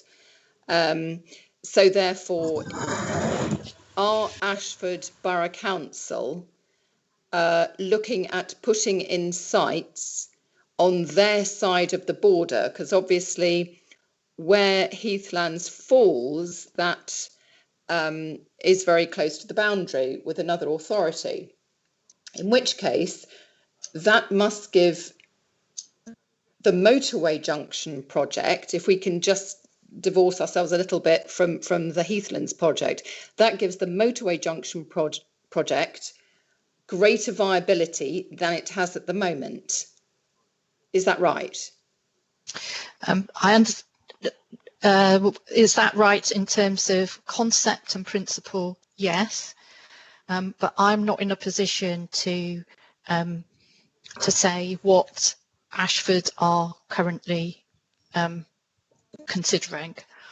What I can say is that our discussions with them have been productive and constructive. Right, in that case, I suppose I have to read between the lines of your diplomacy. Okay, so you've already stated the timeline for looking at the housing. Let's just take that, let's go down that route. That would be approximately 7 years. If a motorway junction were to be considered, we're probably looking 10 years plus from now. Is that unreasonable, or is that relevant? I think that's entirely reasonable. Okay, so really, if we're looking at a high-level strategic project at the moment, the possibility of the motorway junction is not off the table. And clearly, if it was, i.e. if you had not had productive discussions with the other councils, would that be reflected in the papers that we have in front of us? I.e. if other councils had said, absolutely not, we're not looking at anything along those thoroughfares, would you have written something different in the papers that we have today? So I think the most appropriate thing for me to say at the moment is that the place for consideration of infrastructure of that scale that requires a contribution, for want of a better expression, from more than one development is not in the Heathlands paperwork. Mm-hmm. It's in the local plan review. Mm-hmm. However, making a reference to it, if you like, I think earlier I described it as the touch point between this particular proposition and the wider strategic town and country planning environment. That is the appropriate reference to make, and that reference is made in this report. Okay, thank you very much. That's very helpful, because I think we are in danger of getting bogged down in minutiae. And I think if we keep it at a strategic level, that actually makes quite a lot of sense. Thank you very much. Thank you very much for your words as well there. Now, back to Councillor Perry, please, and then Matt Burton. I'm very apologetic to you, John. No, Martin, don't worry. It's been a long evening already. Day. Yeah, today. Yeah, you're right. Sorry. Yeah. This is I mean, I understand what Annabelle just said about being a strategic, keeping it at a reasonably high level. But this is a major decision, I think, we all required to make and look at. And to me, when I listen to the discussion and reading the papers, it is the provision of the infrastructure that is so key to all this, particularly not just the motorway junction, but I think Councillor Sams mentioned schools as well, and the whole transport infrastructure that might come out of this. And one of the things that slightly worries me in this, when you look at Heathlands on its own, it doesn't really stand up. So it's dependent on being linked in with other developments, isn't it? Because on its own, it's not going to produce this infrastructure.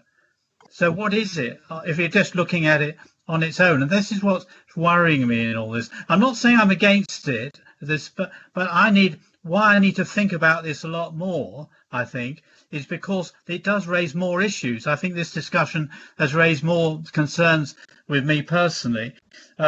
So one of the reasons why I would like to support the deferral is because I think I would like to have discussions perhaps with a wider group of my members to get their feelings on this, because as it stands at the moment, it doesn't seem to me to be particularly viable. I mean, one of the key things is the economic development, and the economic development regeneration coming out of this does need a motorway junction. It seems to me that seems to be logical if you're going to develop businesses in this area. And I'm not saying this is impossible, and I'm not saying I'm necessarily against it in the end, but I just need to think about this a lot more. I think there's more that needs to be discussed.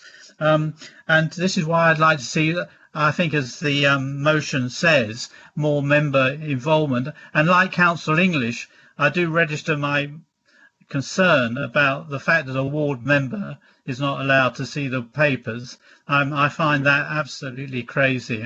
But I'll say no more than that, because this is not the committee at the moment to discuss this. So that's where I'm coming from. I'm worried about the transport issues. I'm not sure this is viable on 4,000 homes. I always thought it should be a bigger development, and that now is a big risk. And I'm not sure whether we've taken that risk properly into account, whether we will involve more development. So there's a big risk factor here. Thank you.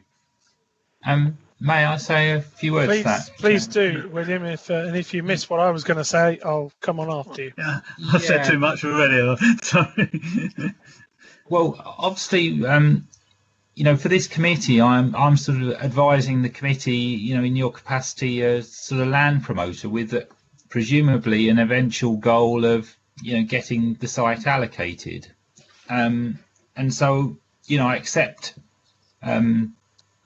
you don't want something allocated at all costs. I totally understand that. But, the more you attach to the project, the weaker the evidence base will potentially become, and the more risk to the project going forward there becomes, not only through the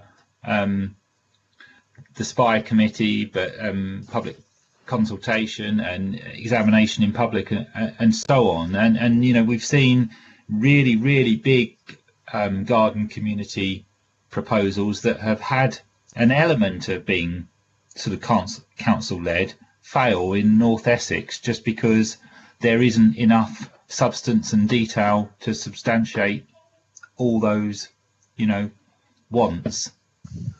And so, I'm trying to advise the committee here as to, well, what's the goal? We want to invest, the council's resources wisely and get a successful outcome in terms of the project receiving a draft allocation. That's the kind of advice and work I'm doing for the committee. So just to sort of balance that in the thinking. Can I just say, before I pass over to Matt, based on as well information that was given last night on the general principles of garden communities, everything that's been put forward by us as a master planner has passed through the local planning authority's first round.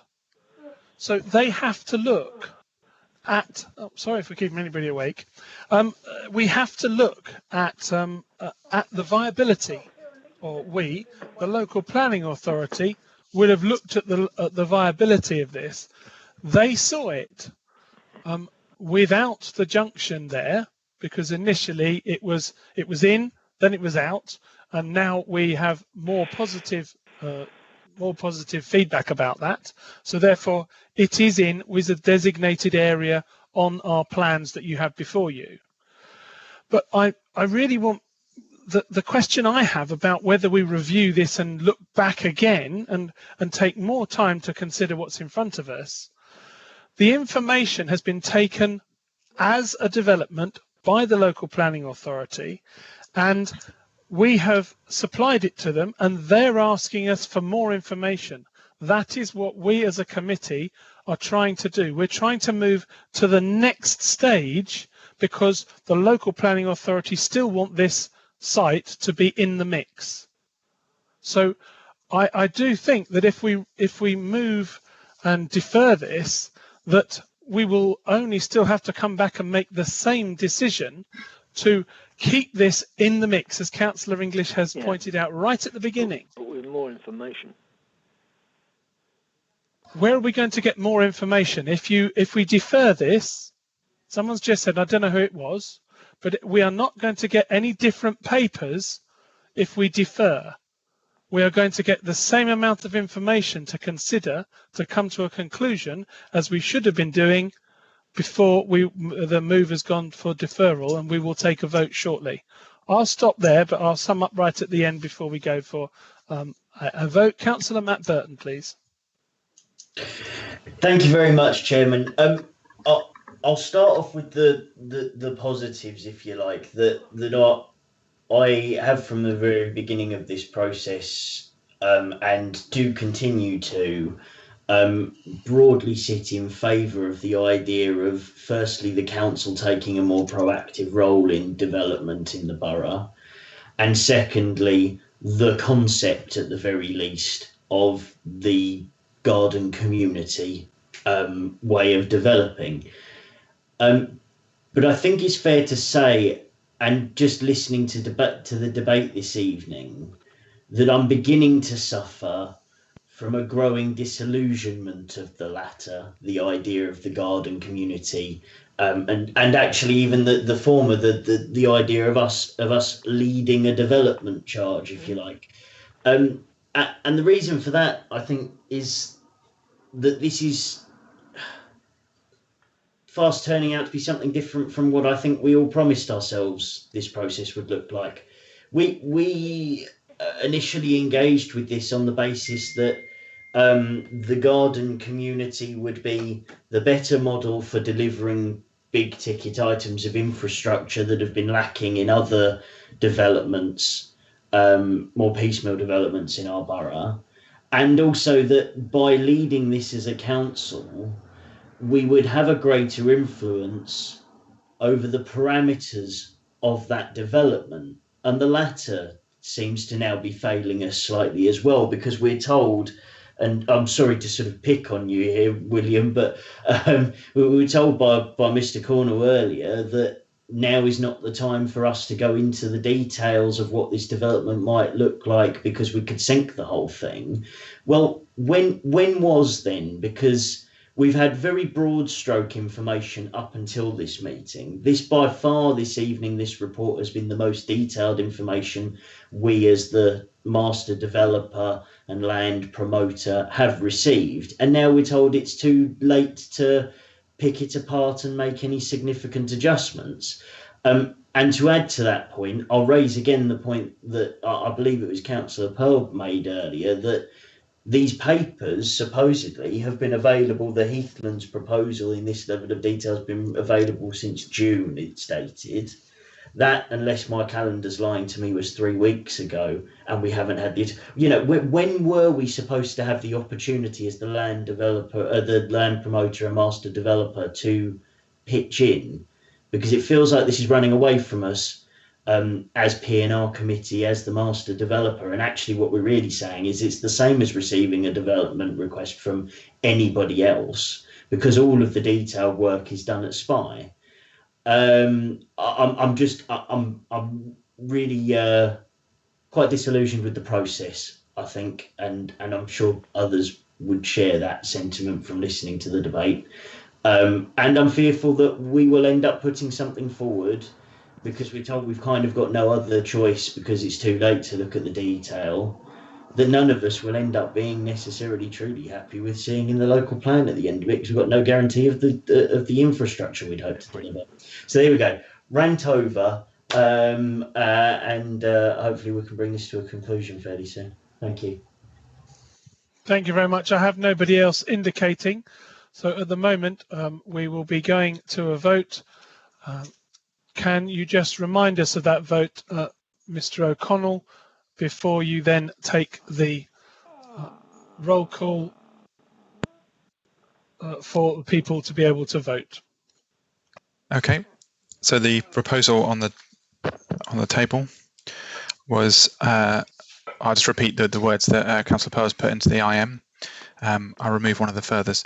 I move that the matter be deferred and the proper officer be asked to convene a special meeting next month to discuss this item, and that interregnum be used to engage a wider range of elected members in the discussion around the decision making, and two, to bring out and enhance further the infrastructure case, with officers asked to consider and make recommendations on achieving a motorway junction and secondary school. So that's the motion that's on the table, and that has been seconded. You happy for me to proceed to the vote, Chairman? Yes, please. Councillor Blackmore. Against. Councillor Burton. For. Councillor Chapeltay. For. Councillor Cox. Against. Councillor English. Very reluctantly against. Councillor Gooch. Against. Councillor Joy. Against. Councillor Mackay. Against. Councillor Mortimer. Against. Councillor Newton. For. Councillor Perry. For. Councillor Pearl. For. Councillor Round. For. Councillor Springett. For. Councillor Vizard. Against. Thank you, Chairman. That concludes the voting.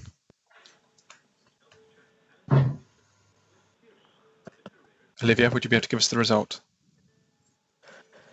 Yes, thank you. That was 7-4, and then I've got 8 against. So the motion fails, Chairman. Thank you. Sorry, I was speaking with mute on. Yes, that falls. So we carry on then, please. Is there anybody else who wishes to speak to before? Sorry, I'm trying to track back to before Councillor Pearl. I think we've had enough people speaking, or does anybody now want to make general statements prior to us going to the papers that are before us and the items that for the recommendations that are on the papers? I'm just turning to the appropriate page. On page 12, they start.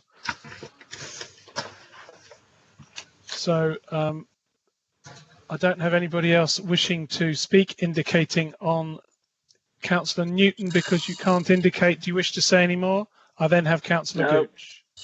Councillor Gooch, I don't wish please. to say any more at all. Thank you. Thank you very much, Councillor Newton. Councillor Gooch. Thank you, Chairman. Thank you, Mr. Cornwall, for your paper, which I read thoroughly. I've listened to all the debate. I'm more than happy to move the motion. I will be voting in favour, and I therefore propose the motion. If there is a seconder, please. Councillor Mortimer has seconded you. Councillor Mortimer, do you wish Councillor Mortimer, do you wish to speak as the seconder? No, thank you. Not at the moment, Chair. Thank you. Okay, I do have one question that has been raised, and I would like to. Jesus. It's to Mr. Cornwall.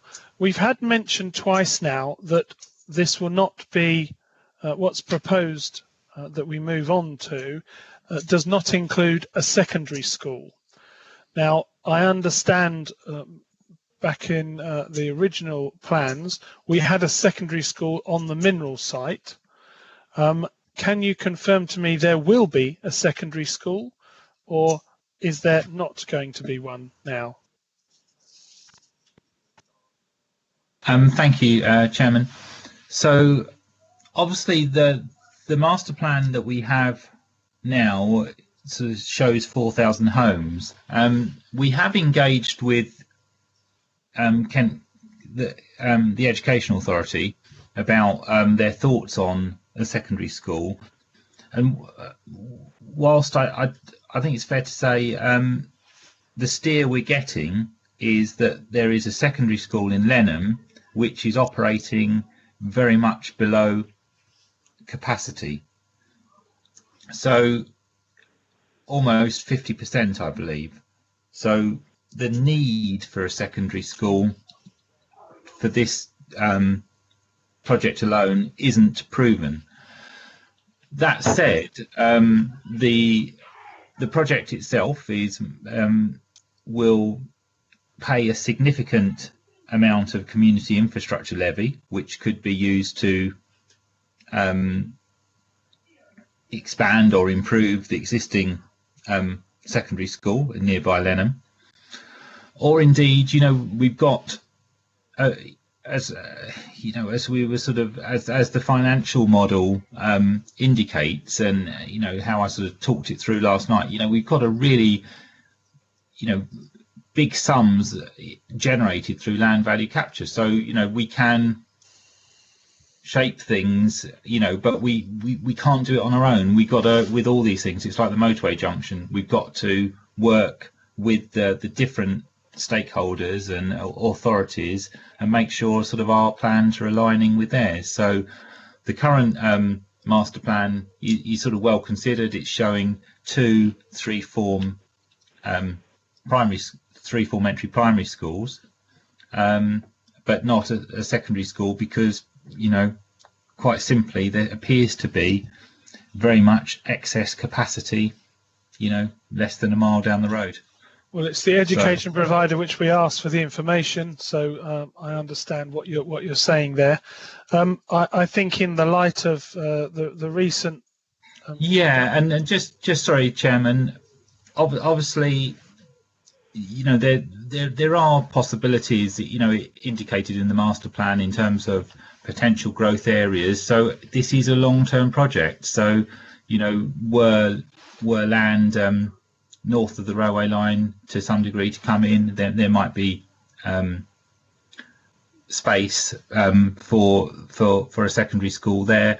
But really, the decision hasn't been made on any financial ground or availability of land grounds. It's been purely on need. It's all about sort of gathering the evidence and sort of presenting it to the local planning authority. If we'd sort of put in quite a detailed master plan, as we have done, and it's got a secondary school, and when it's consulted on with the key stakeholders like KCC, and they're saying, well, we don't actually need that, so in all sincerity, we're absolutely doing our best to develop the most sensible, well thought out, evidence-based proposal. Okay, thank you very much. Councillor English has indicated. Well, this is the problem with parental choice, isn't it? Unfortunately, the fact that a particular school in a particular location is visibly failing doesn't necessarily mean there isn't a need. It just means that people are travelling because they don't, for whatever reason, think that a local school is adequate, and in many cases that may or may not be true. The fact of the matter is that I can understand why we can't aspire high with the motorway junction immediately, because of the regulations around the Highways Agency, which make it actually quite difficult because of the way it's done. But to be honest, we need to be a lot more proactive in just saying, well, if a site comes forward somewhere and if and but and maybe in some time if the cow jumps over the moon, we might have another secondary school here. This is what I meant by the sort of thing of aiming high. The very purpose of SIL is to accumulate revenue going forward, and Section 106 to a certain degree, to actually deal with these issues proactively and not just as a response to the market created by parental choice. We do need to aim high, and I don't think me saying that is going to derail the process. Quite right. Okay, thank you very much. Right, with nobody else wishing to speak, I would ask us all please to turn to page 12, where the report makes the recommendations to this committee. We will be voting for 4 items, but overarchingly to endorse the second stage submission made to the local planning authority, and in doing so to signal the council's intention to continue to work with Homes England as a master developer to bring forward the Heathlands proposal and specifically approve. Would you like me now? I would very much like to take all of these as one, because it will, I suppose, speed up the process. But if anybody thinks they might vote and split their vote to carry on with A, B, C or D individually, could they please indicate immediately on the IM, and I will then have to take them as 4 separate, but it would make it much more speedy if we could just take them all 4 together. I don't see anybody indicating otherwise, so at this point, so it will be to approve recommendations as set out on pages 12 to 13, items A, B, C and D. Over to the facilitator, please. Oh, sorry, we've had the proposer and the seconder. Councillor Gooch proposed, Councillor Derek Mortimer seconded. Over to you, please. Thank you, Chairman. Councillor Blackmore? For. Councillor Burton? Slightly reluctantly, but against. Councillor Chapel-Tay? Against. Councillor Cox? For. Councillor English? Almost equally reluctantly to Mr. Burton, but in the other direction, for. Councillor Gooch? For. Councillor Joy? Sorry, for. Councillor Mackay? For. Councillor Mortimer? For. Councillor Newton? Against. Councillor Perry? Against. Councillor Pearl?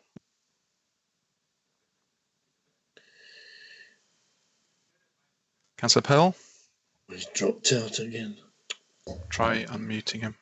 Councillor Pearl? Against. Thank you.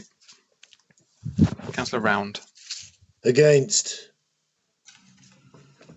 Councillor Springett? A very, very reluctant for. Councillor Vizard? Yes, a reluctant for. Thank you. That concludes the voting.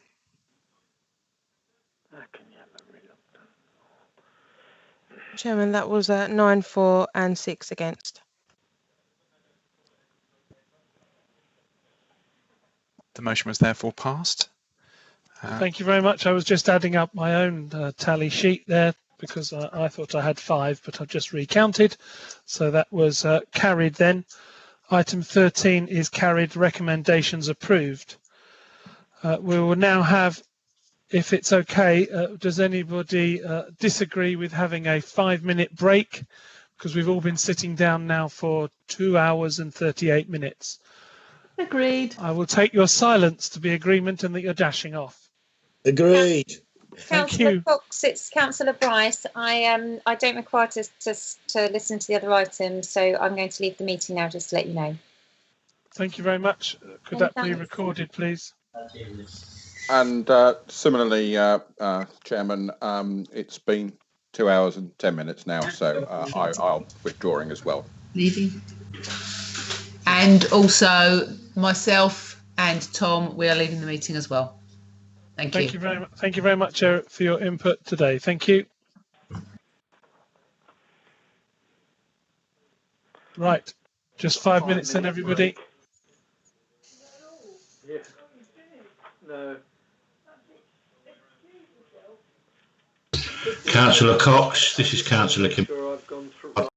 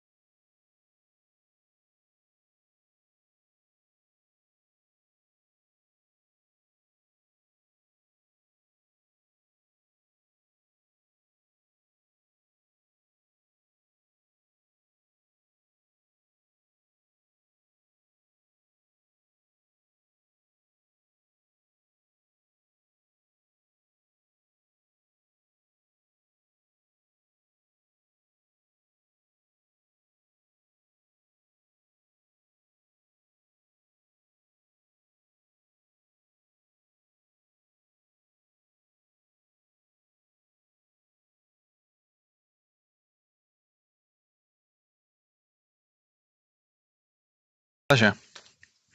Councillor Blackmore. Present, Mr. O'Connell. Councillor Burton. Just in time, present. Councillor Chapel-Tay.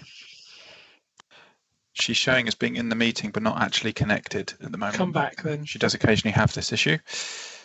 Councillor Cox. Yes, present. Councillor English. Delighted to be present. Councillor Gooch. Present. Councillor Joy. Present. Councillor Mackay. Present. Councillor Mortimer. Present with a cup of Colombian coffee. Councillor Newton. Just going to unmute him from here. Yeah, you have to unmute him. Councillor Newton.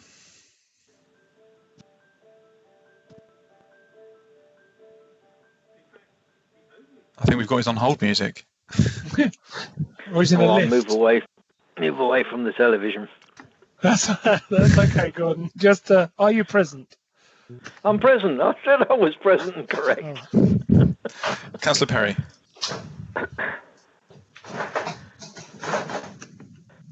Councillor Perry.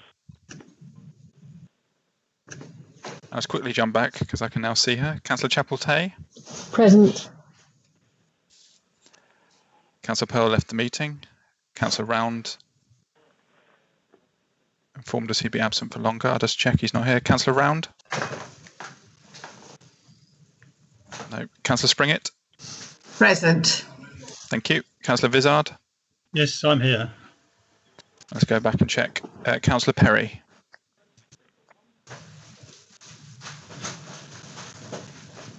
We got to allow for a different time zone down in Staplehurst.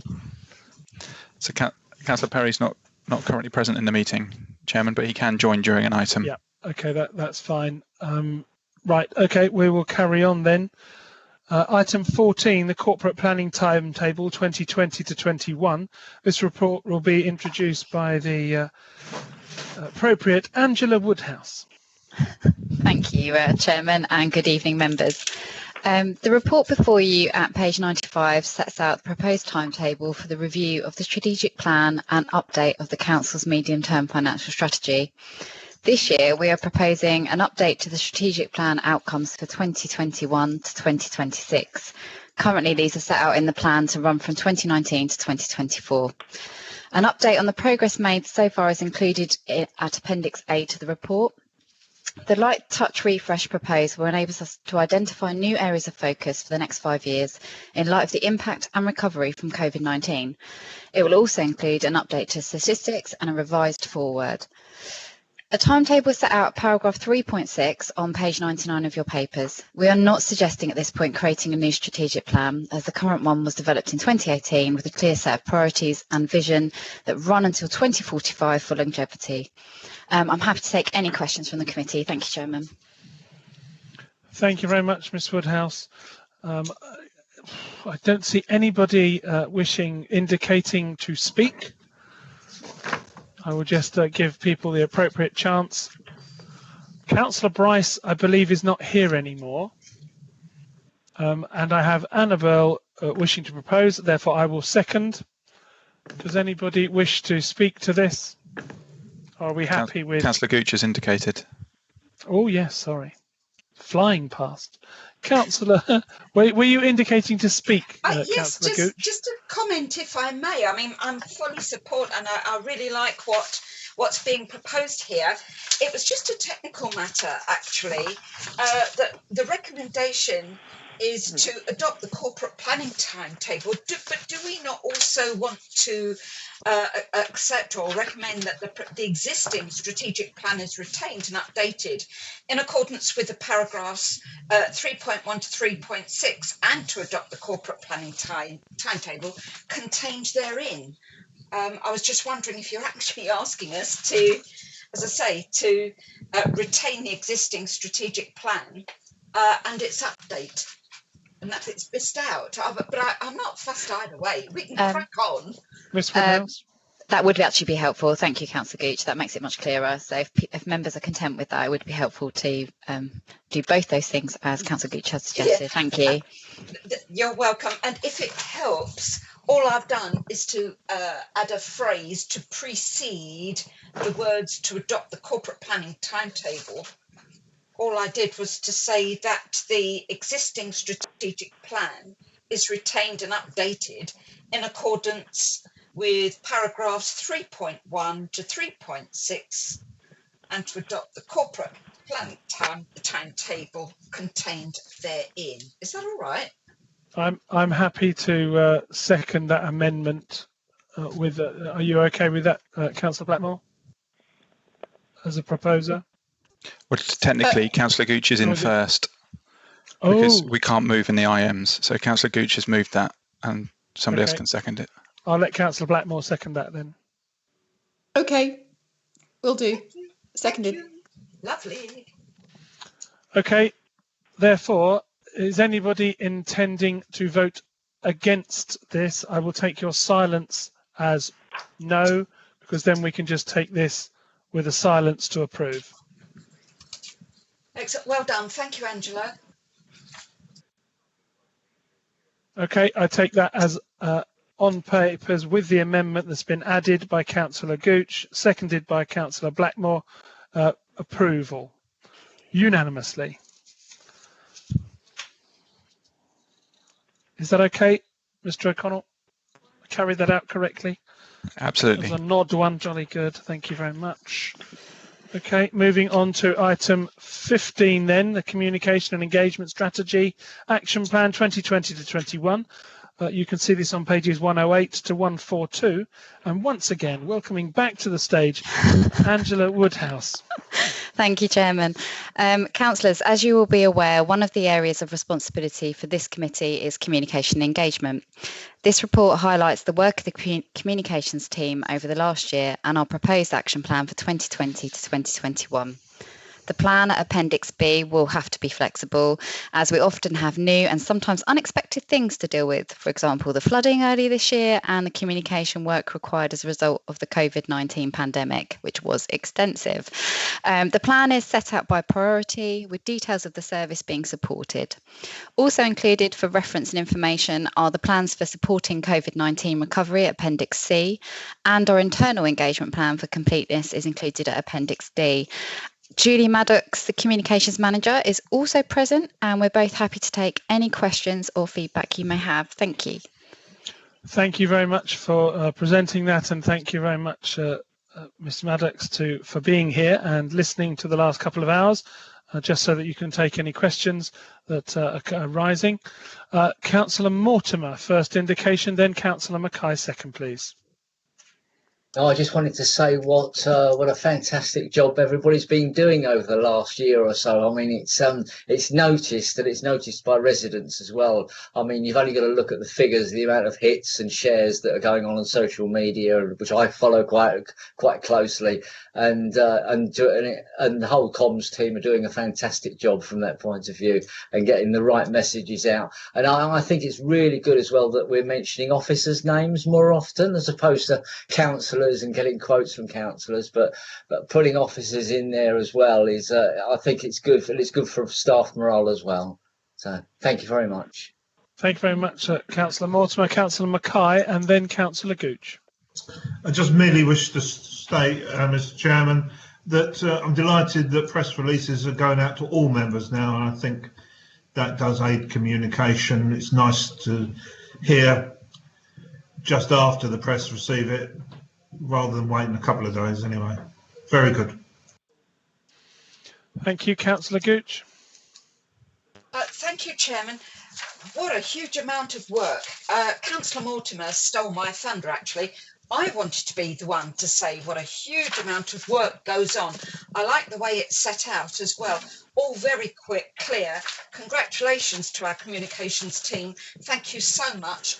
And I certainly propose a motion. The recommendation, I should say. I'm happy to second. Can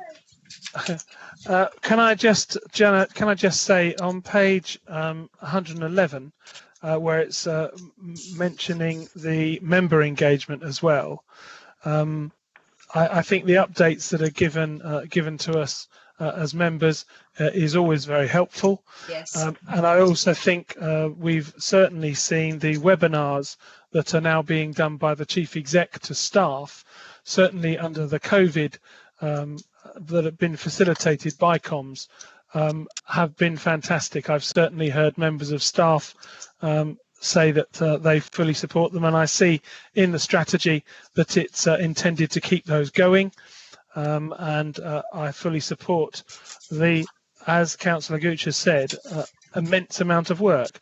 If you look about at the number of Twitter feeds and impressions, it is astronomical.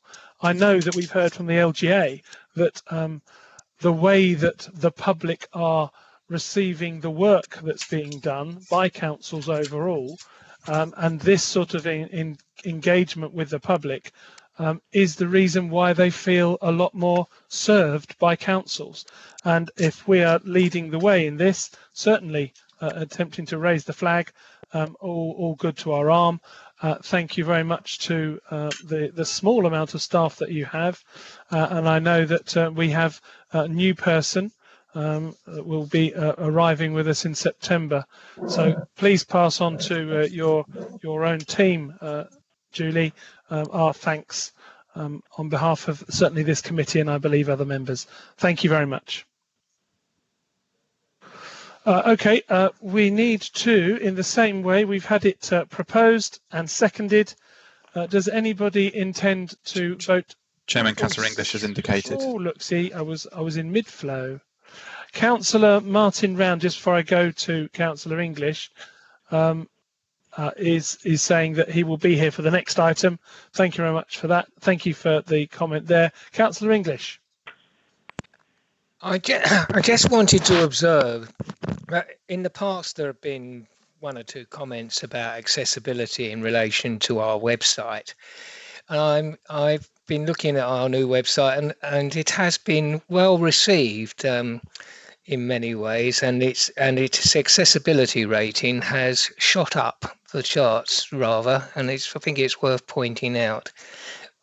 First position is very good, isn't it, really? Yes, it's hard to do better, really, isn't it? But I congratulations to all concerned, and I have been critical in the past, but well done. Councillor Burton. Thank you, Chairman. I'll be brief just to echo Councillor English's comments, particularly as I'm one of those members who in the past has raised questions about the accessibility of the old website or the old version of the website. And as somebody who's now spearheading a new website project in his day job, I understand the difficulties that can come with that, and actually to have seen this all the way through to what is now a fantastic website, in my opinion, that this council has, I think it deserves recognition. So thank you, Councillor English, for raising that. Okay, so therefore, Angela Woodhouse would like to come back. Yes, sorry, I just want to make sure that credit goes where it's due. The digital team have actually worked incredibly hard on the website, so just want to make sure that members are aware that's delivered by a digital team within Transformation under Georgia Hawkes and Gary Hunter, and they've worked incredibly hard. I agree, and they've done a great job. So yeah, I'll pass it on, and thank you, it's recognised, but I just wanted to make sure I didn't take credit for I was actually going to say, I know that the involvement from comms should be as much, if not more, than they do now with the website. But I know that the news section on the bottom of the page has served well. But certainly the social media and everything that's listed in this report is certainly down to them. But I don't want to take anything away from the web department either. So may I please take your silence as total approval? Thank you very much. Therefore, on page 108, the recommendation is approved unanimously. That was item 15. Thank you very much.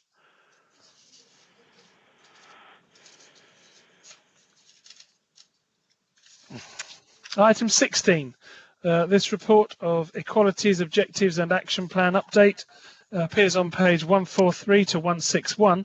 It'll be presented by Orla Sweeney. Thank you, Chairman, and good evening, members. This evening's report is to provide the annual update on the Equalities, Objectives and Action Plan. The current policy was approved by committee in 2017 and sets out the way in which the Council will fulfil its public sector equality duty under the Qualities Act 2010. The objectives and action plan communicate the Council's long-term commitment to tackling disadvantage and promoting inclusion and diversity in Maidstone. Appendix 1 to the report outlines the actions that have been completed in the past year. These are highlighted at paragraph 211 in the covering report. These included consultation and engagement. This remains strong. 14 public consultations were completed in 2019-20, with robust reporting and analysis produced. This underpins decision-making and informs us on our demographic. Dementia training was rolled out across the organisation, and the museum implemented dementia-friendly openings. And finally, the government timescales for EU accessibility standards for the public sector websites have been met. Appendix 2 details the revised action plan for 2020-21. You'll note that a fresh approach has been taken here in terms of presentation. The context regarding the importance of each role and objective is better communicated and shows an improved synergy with the action to be taken to support the delivery of each role and objective. Diversity is not only an asset to our community, it is a defining characteristic of our time, affecting every element of our society. In our globally connected world, the need to understand the impact and dynamics of diversity in local areas is important now than ever before. As outlined in the covering report, in 2020, diversity and equalities issues that have come to the fore relate to race and the differential impacts of COVID-19. The impact of the Black Lives Matter movement highlights the continuing need for open and honest conversation between those deeply affected by racism within our own society and those including public service providers like the Council who are committed to learning more, understanding more and changing the way they think and act to ensure equality of opportunity. This provides an opportunity for the Council as a community leader, employer and service provider to further develop our work to meet the Council's vision of a borough that works for everyone. The Council's equalities objectives and revised action plan will continue the Council's ability to understand and support the diverse needs of its community and staff and remain in a position to lead and respond to change. Thank you, and I'm happy to take any questions. Thank you very much for that introduction to this report. I have indications from, was Councillor Burton there, or was that from the previous one? Councillor Burton first and then Councillor Gooch. Yeah, it was a new indication. Thank you, Chairman. Brilliant report. Very little in this that I can find to disagree with one exception, or not that I disagree with it, but something I just wanted to pick up and challenge, if you like. On page 157, as I have it in my papers, there is an allusion to the formation of an equalities group. For the sake of consistency with my previously publicly stated view, I do have a fear factor around the formation of groups within the council, working groups, task and finish groups, etc., etc. And I say this, knowing full well that I've been a member of a number of these groups from time to time. For the sake of bringing out any decisions that we make as council in public forum, I'd like to ask why this couldn't be dealt with as a function of Chi Committee, for example, and needs a further group. I see orders indicating that she can clarify. That'd be brilliant. And this isn't a member group, Councillor Burton. It's to create synergy across the council. So the people who would be involved would be myself as the Equalities Officer, Julie Maddox is the Communications Manager, and Rebecca Barlow. Sorry, not Rebecca Barlow, the Museum's Director, Victoria Barlow. We all are working within this area. And the museum, as you know, celebrates our community and highlights the diversity, and they're really building on that. Julie's team are doing the same, so it's to create that synergy across the council, so that we're all doing the same thing and enhancing what each other's doing. Right, okay, that's perfect. I'm more than happy with that. I just fear this sort of slippery slope of decisions that get made in groups that don't come to the public forum. So yeah, thank you. Thank you very much. Therefore, Councillor Gooch, Mortimer and English in that order, please. Thank you, Chairman. Ola, this really is a cracking report. I've marked all over the place. Well, in fact, I started marking it everywhere where I agreed, and I almost ended up marking everything, so I had to stop. But thank you very, very much. I particularly like the new way that you've put laid out Appendix 2, which is the revised one. You know, why does it matter? Just so you know, why should we? And the actions, it's very positive, very, very clear. One small comment, I rather like the way you have, or it has been expressed, the Black Lives Matter. I think that's been very nicely put, very professional, and it's absorbed it into our thinking beautifully. Sorry, I'm drawing pictures in the air that you can't see. But I do appreciate paragraph 2.5. Thank you very much. I'm amazed. The museum's really gone mad with its breadth of work. I have just one question before I wrap up. On page, actually it's the top of page 160, and it comes under why it matters as a service provider. At the top of 160, you've put, we will improve our service delivery by reviewing access to our services and ensuring this is equitable. Could we add and inclusive? Or how would you feel about that? Isn't that? I don't have any objection to that, Councillor. Would it be all right, do you think? Sorry, have you dozed off? No, I'm sure we can include that. Would that be all right? I just think that would complete it, because I think we're trying to be more inclusive. I'd like to see that added, if I may, please. Thank you. Thank you very much. Councillor Mortimer. Yeah, thank you. Yeah, very, very good report, Ola. Thank you very much, and looks very good. It will also feed into the accessibility to council services, which we're hopefully going to start fairly soon, probably in the autumn. So, which is good as well. And I've got one question, and it's on page 141. Could you sort of, it's probably a huge term, but basically, could you possibly let me know what unconscious bias training is, please?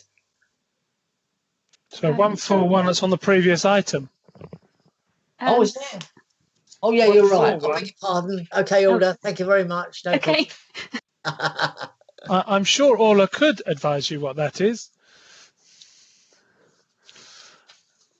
But anyway, right, Councillor English.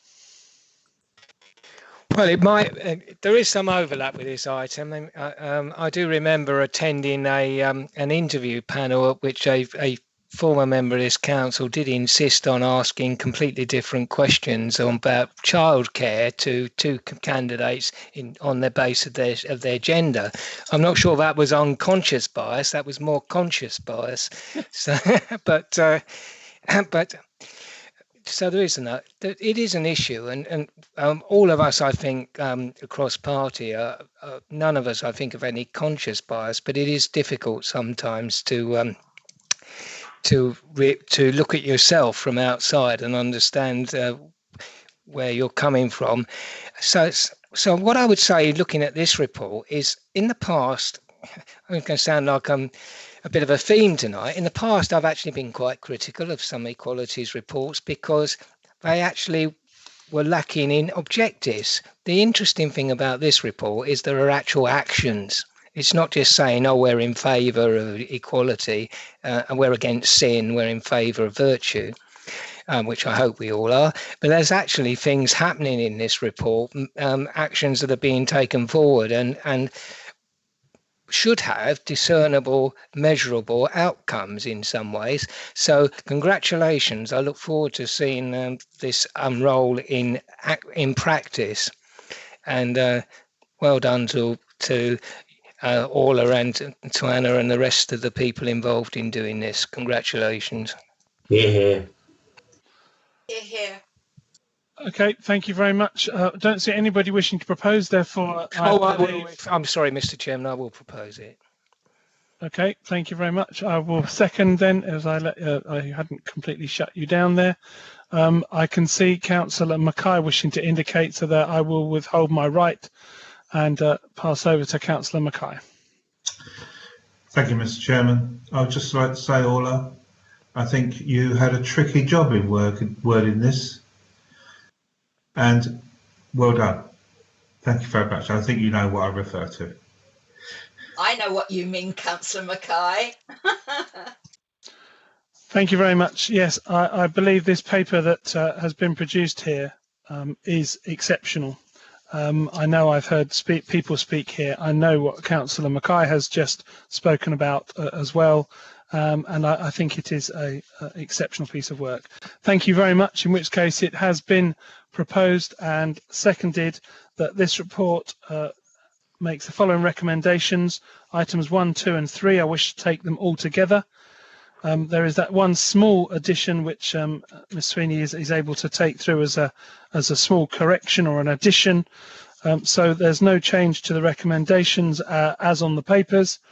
Therefore, I pass. I would ask you, does anybody wish to speak against these? I will take your silence as no.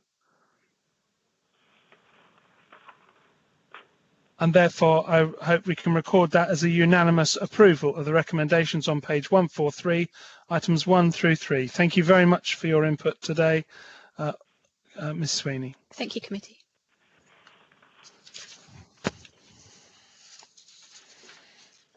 Okay, item 17, the Tax Reduction Scheme 2021-22 Part 1.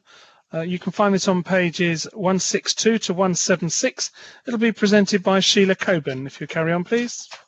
Thank you, Chairman. Good evening, members.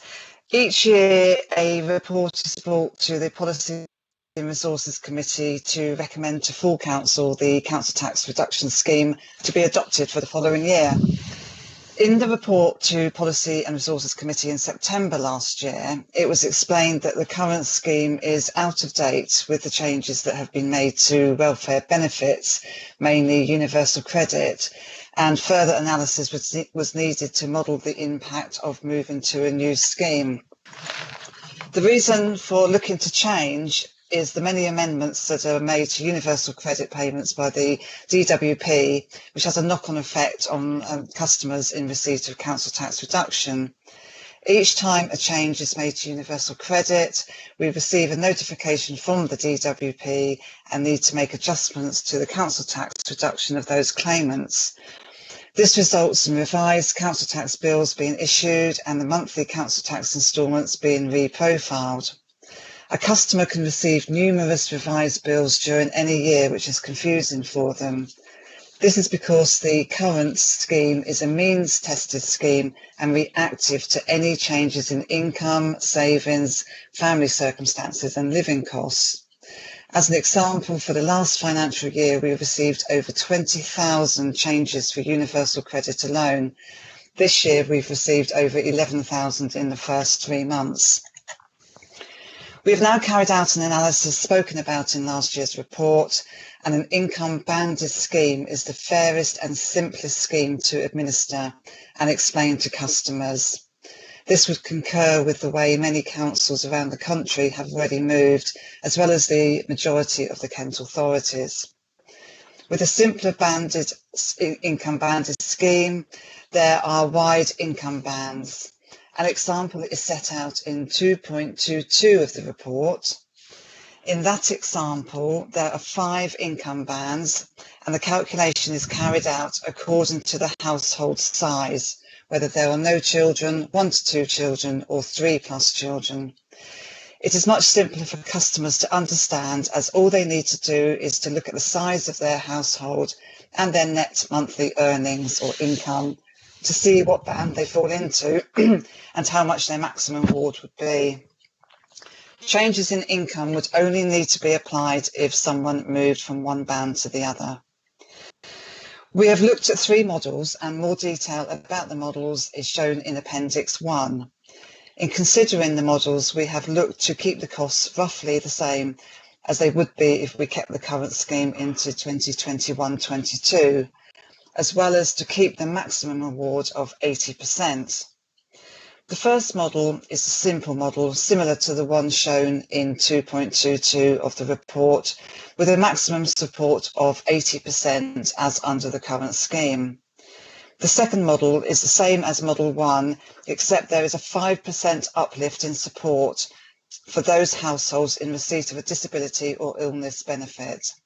Model 2 is still subject to a maximum support of 80%.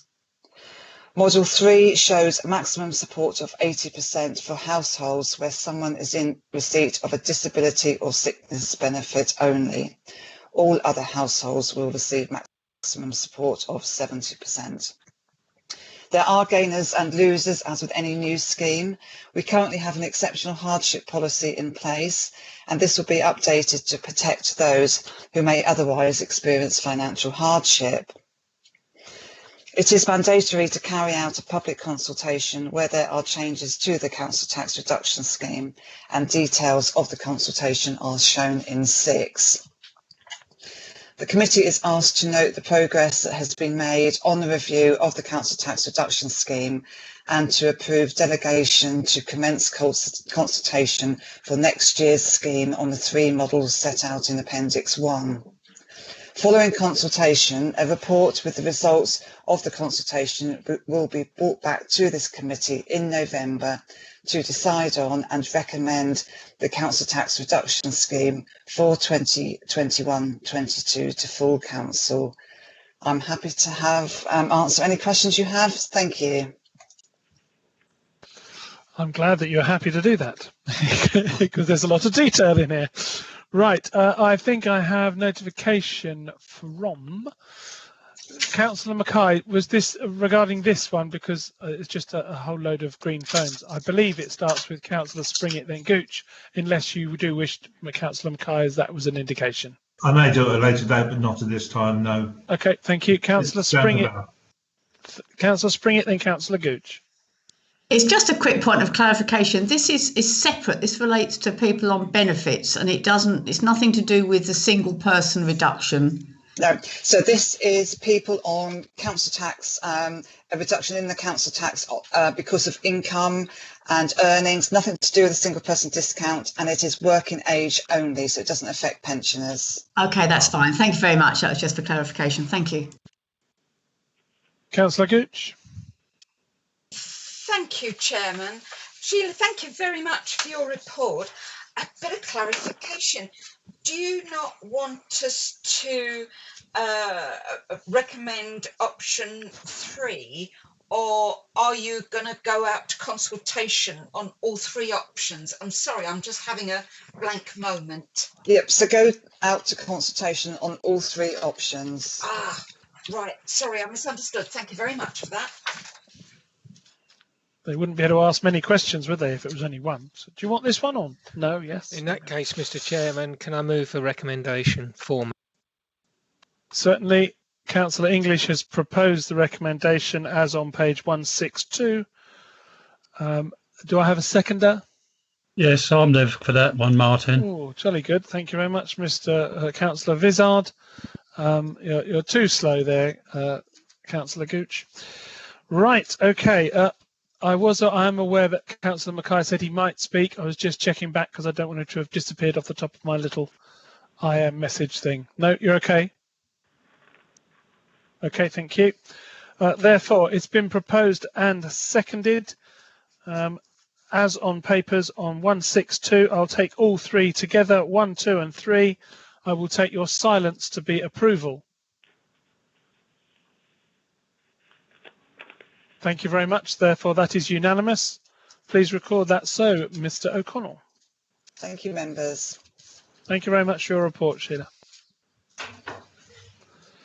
Right, moving as swiftly as one can to item 18.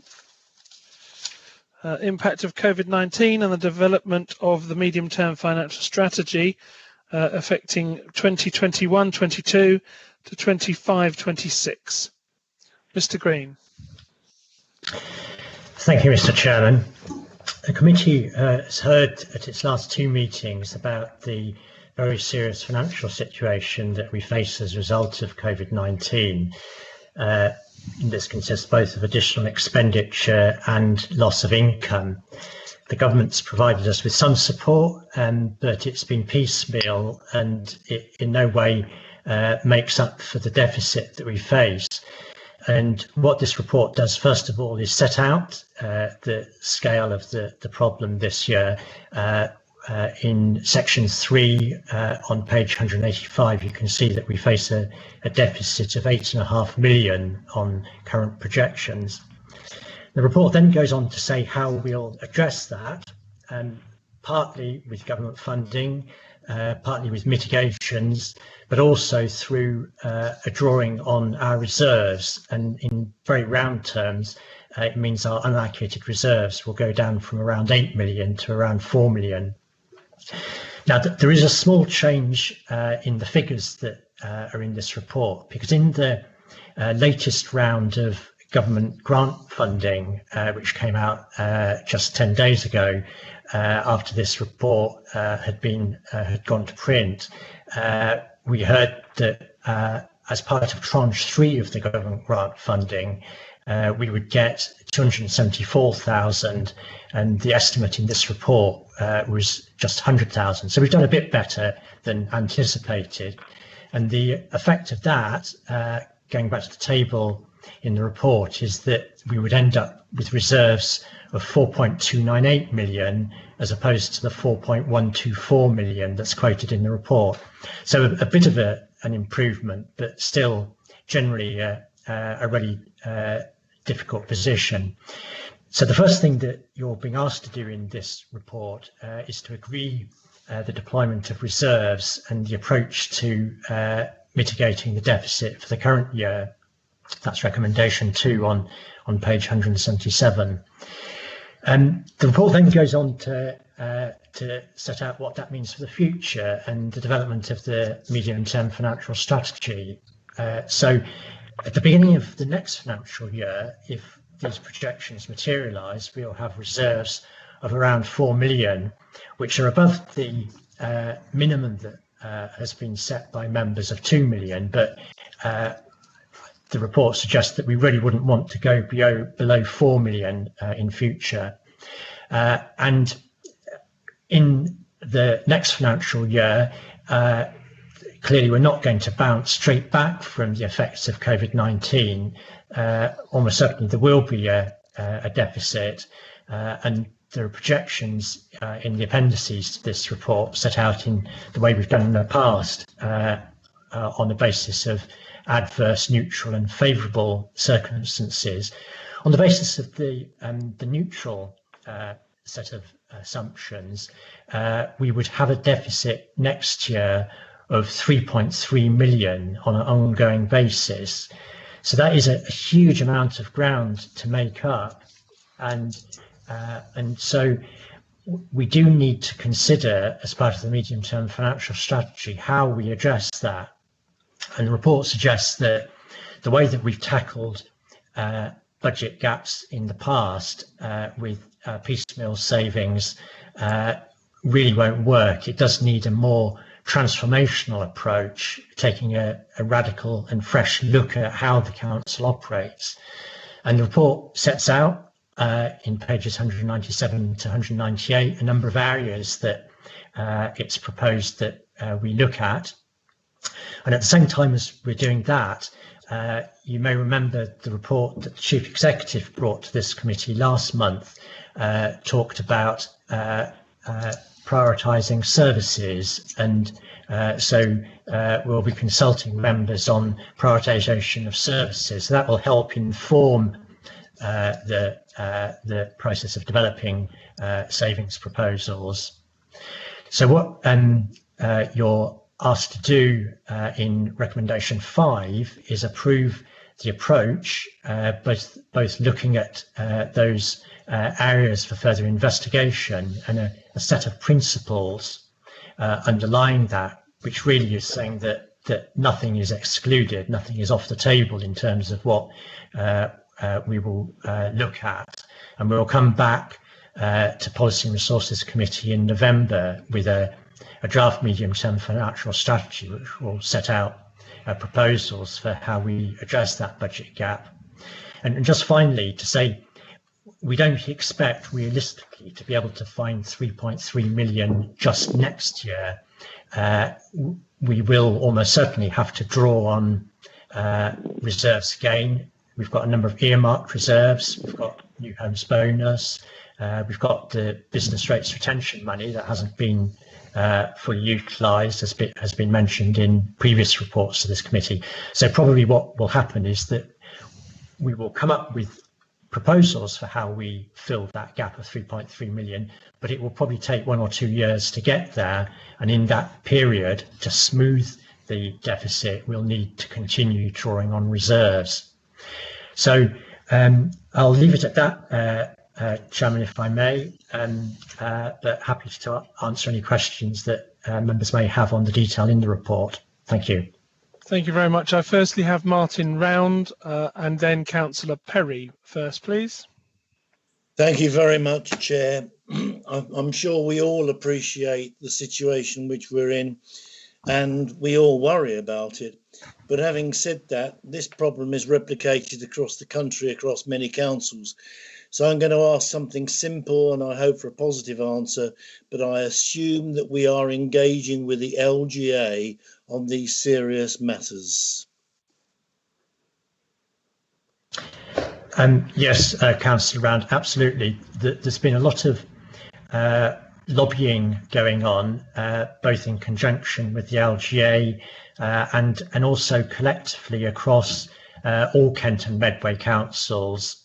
So we've been putting the case to government very strongly that the level of grant that we've had so far isn't adequate, and that has helped with the work that the LGA has done. I think the LGA has done a really good job of making the case for local government, but unfortunately on the grant funding that we've got so far, and it's the same as you say for all councils, it's not enough to bridge the gap.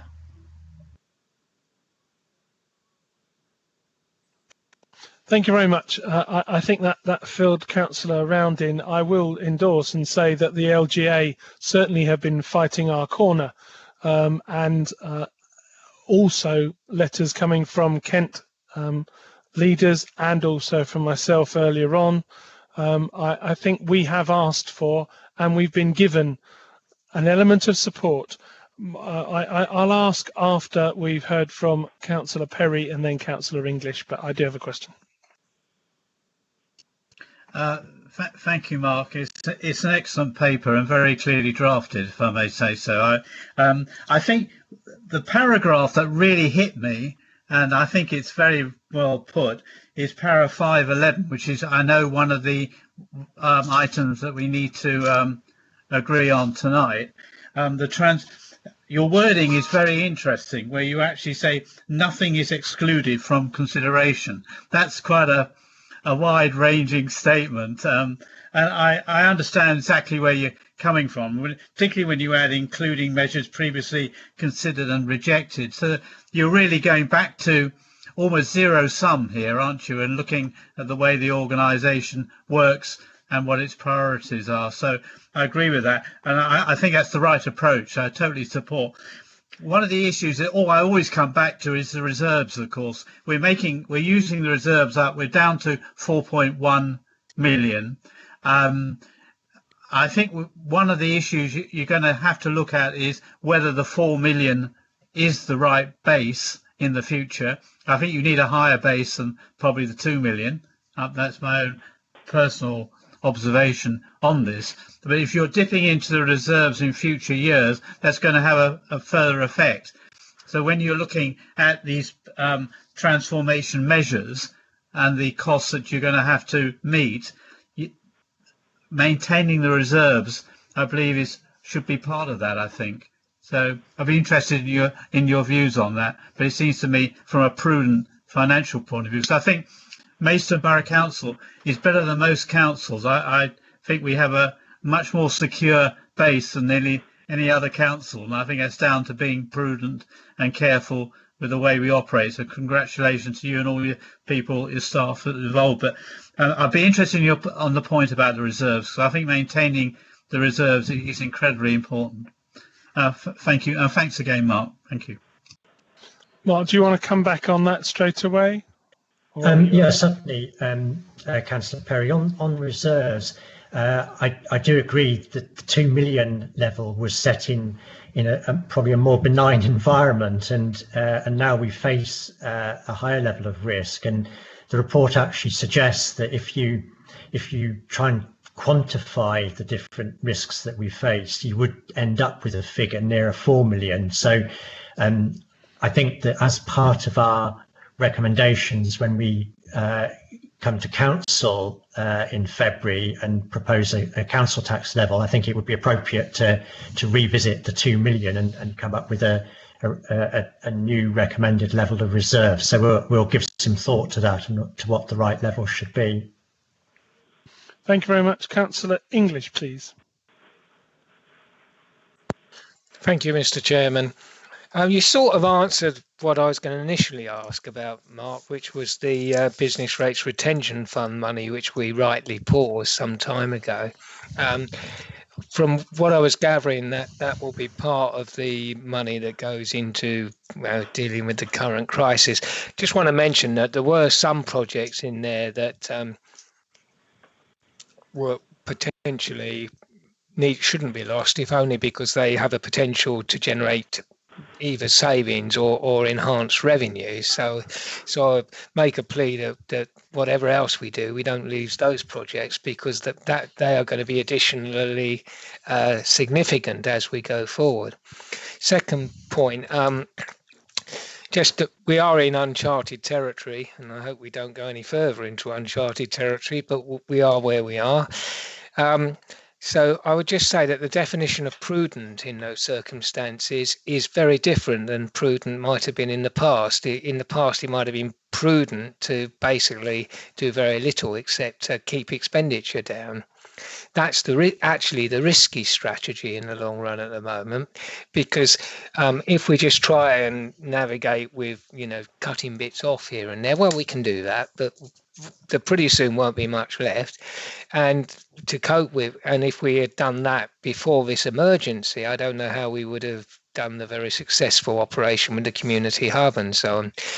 So what we do need to be bold without being rash, and transformative is a good expression, but that means really understanding that we may have to spend quite a bit of money over the years to actually end up with a fairly secure financial position, and as Councillor Perry says, that's not going to be an easy task, whilst making sure we've got an adequate barrier for disaster.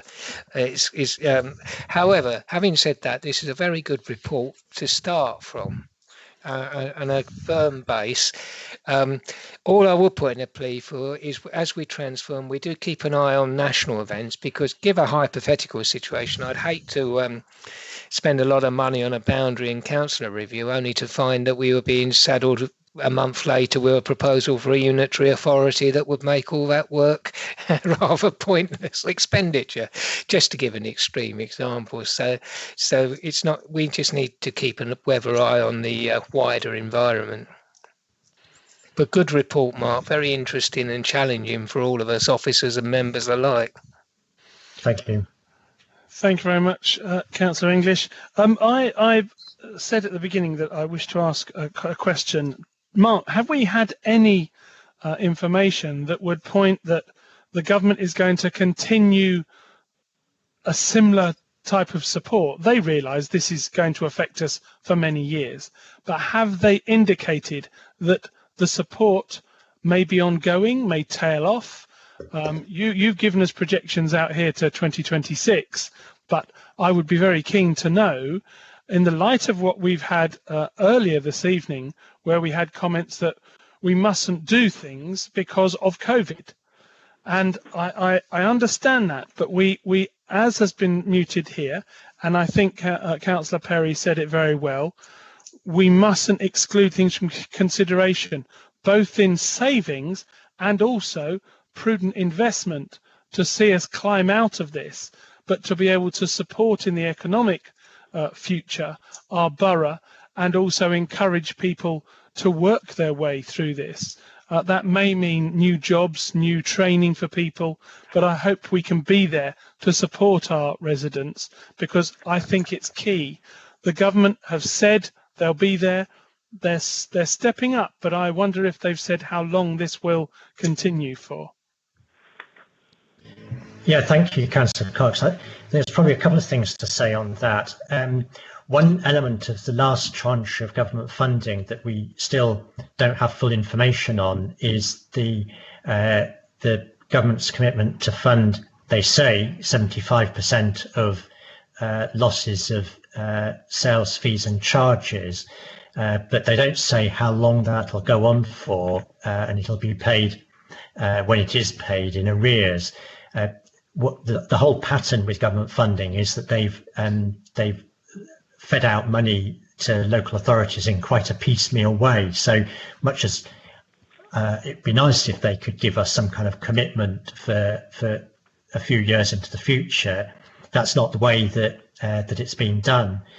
On your other point, Councillor Cox, about investment for the future, I think that's absolutely right. There is the potential through the capital programme to invest to support the economic recovery. We've got to be very careful. I mean, it's capital investment isn't for free. We do still have to pay, albeit that the cost is spread over a number of years. But if there's a solid case for capital investment, and if it has a benefit for the local community, then absolutely that should be part of the capital programme. And in the review of the capital programme that we'll be doing this autumn, we'll be bearing that in mind. And as you probably remember, we bring the capital programme to this committee every January. So hopefully you'll see the results of that review and proposals that do make a positive contribution in the way you suggest. Because indeed, investing now or borrowing now could save us in the future, save us our revenue expenditure.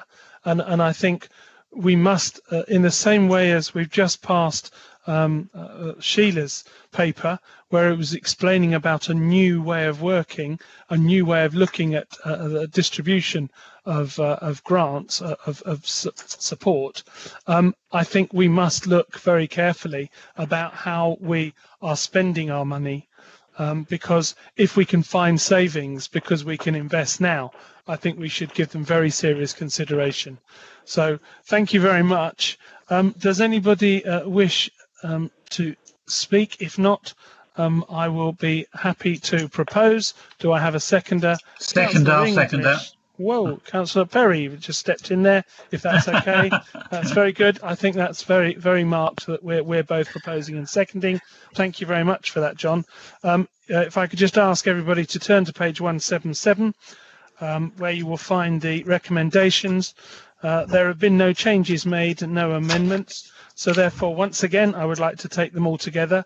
Items 1 through 5 on page 177. The recommendations have been set out before you. They've been proposed by myself, seconded by Councillor Perry. Pass over to the facilitator to take the vote, please. Oh, hold on. Or is there anybody wishing to dissent at all for these? Please indicate on the IM.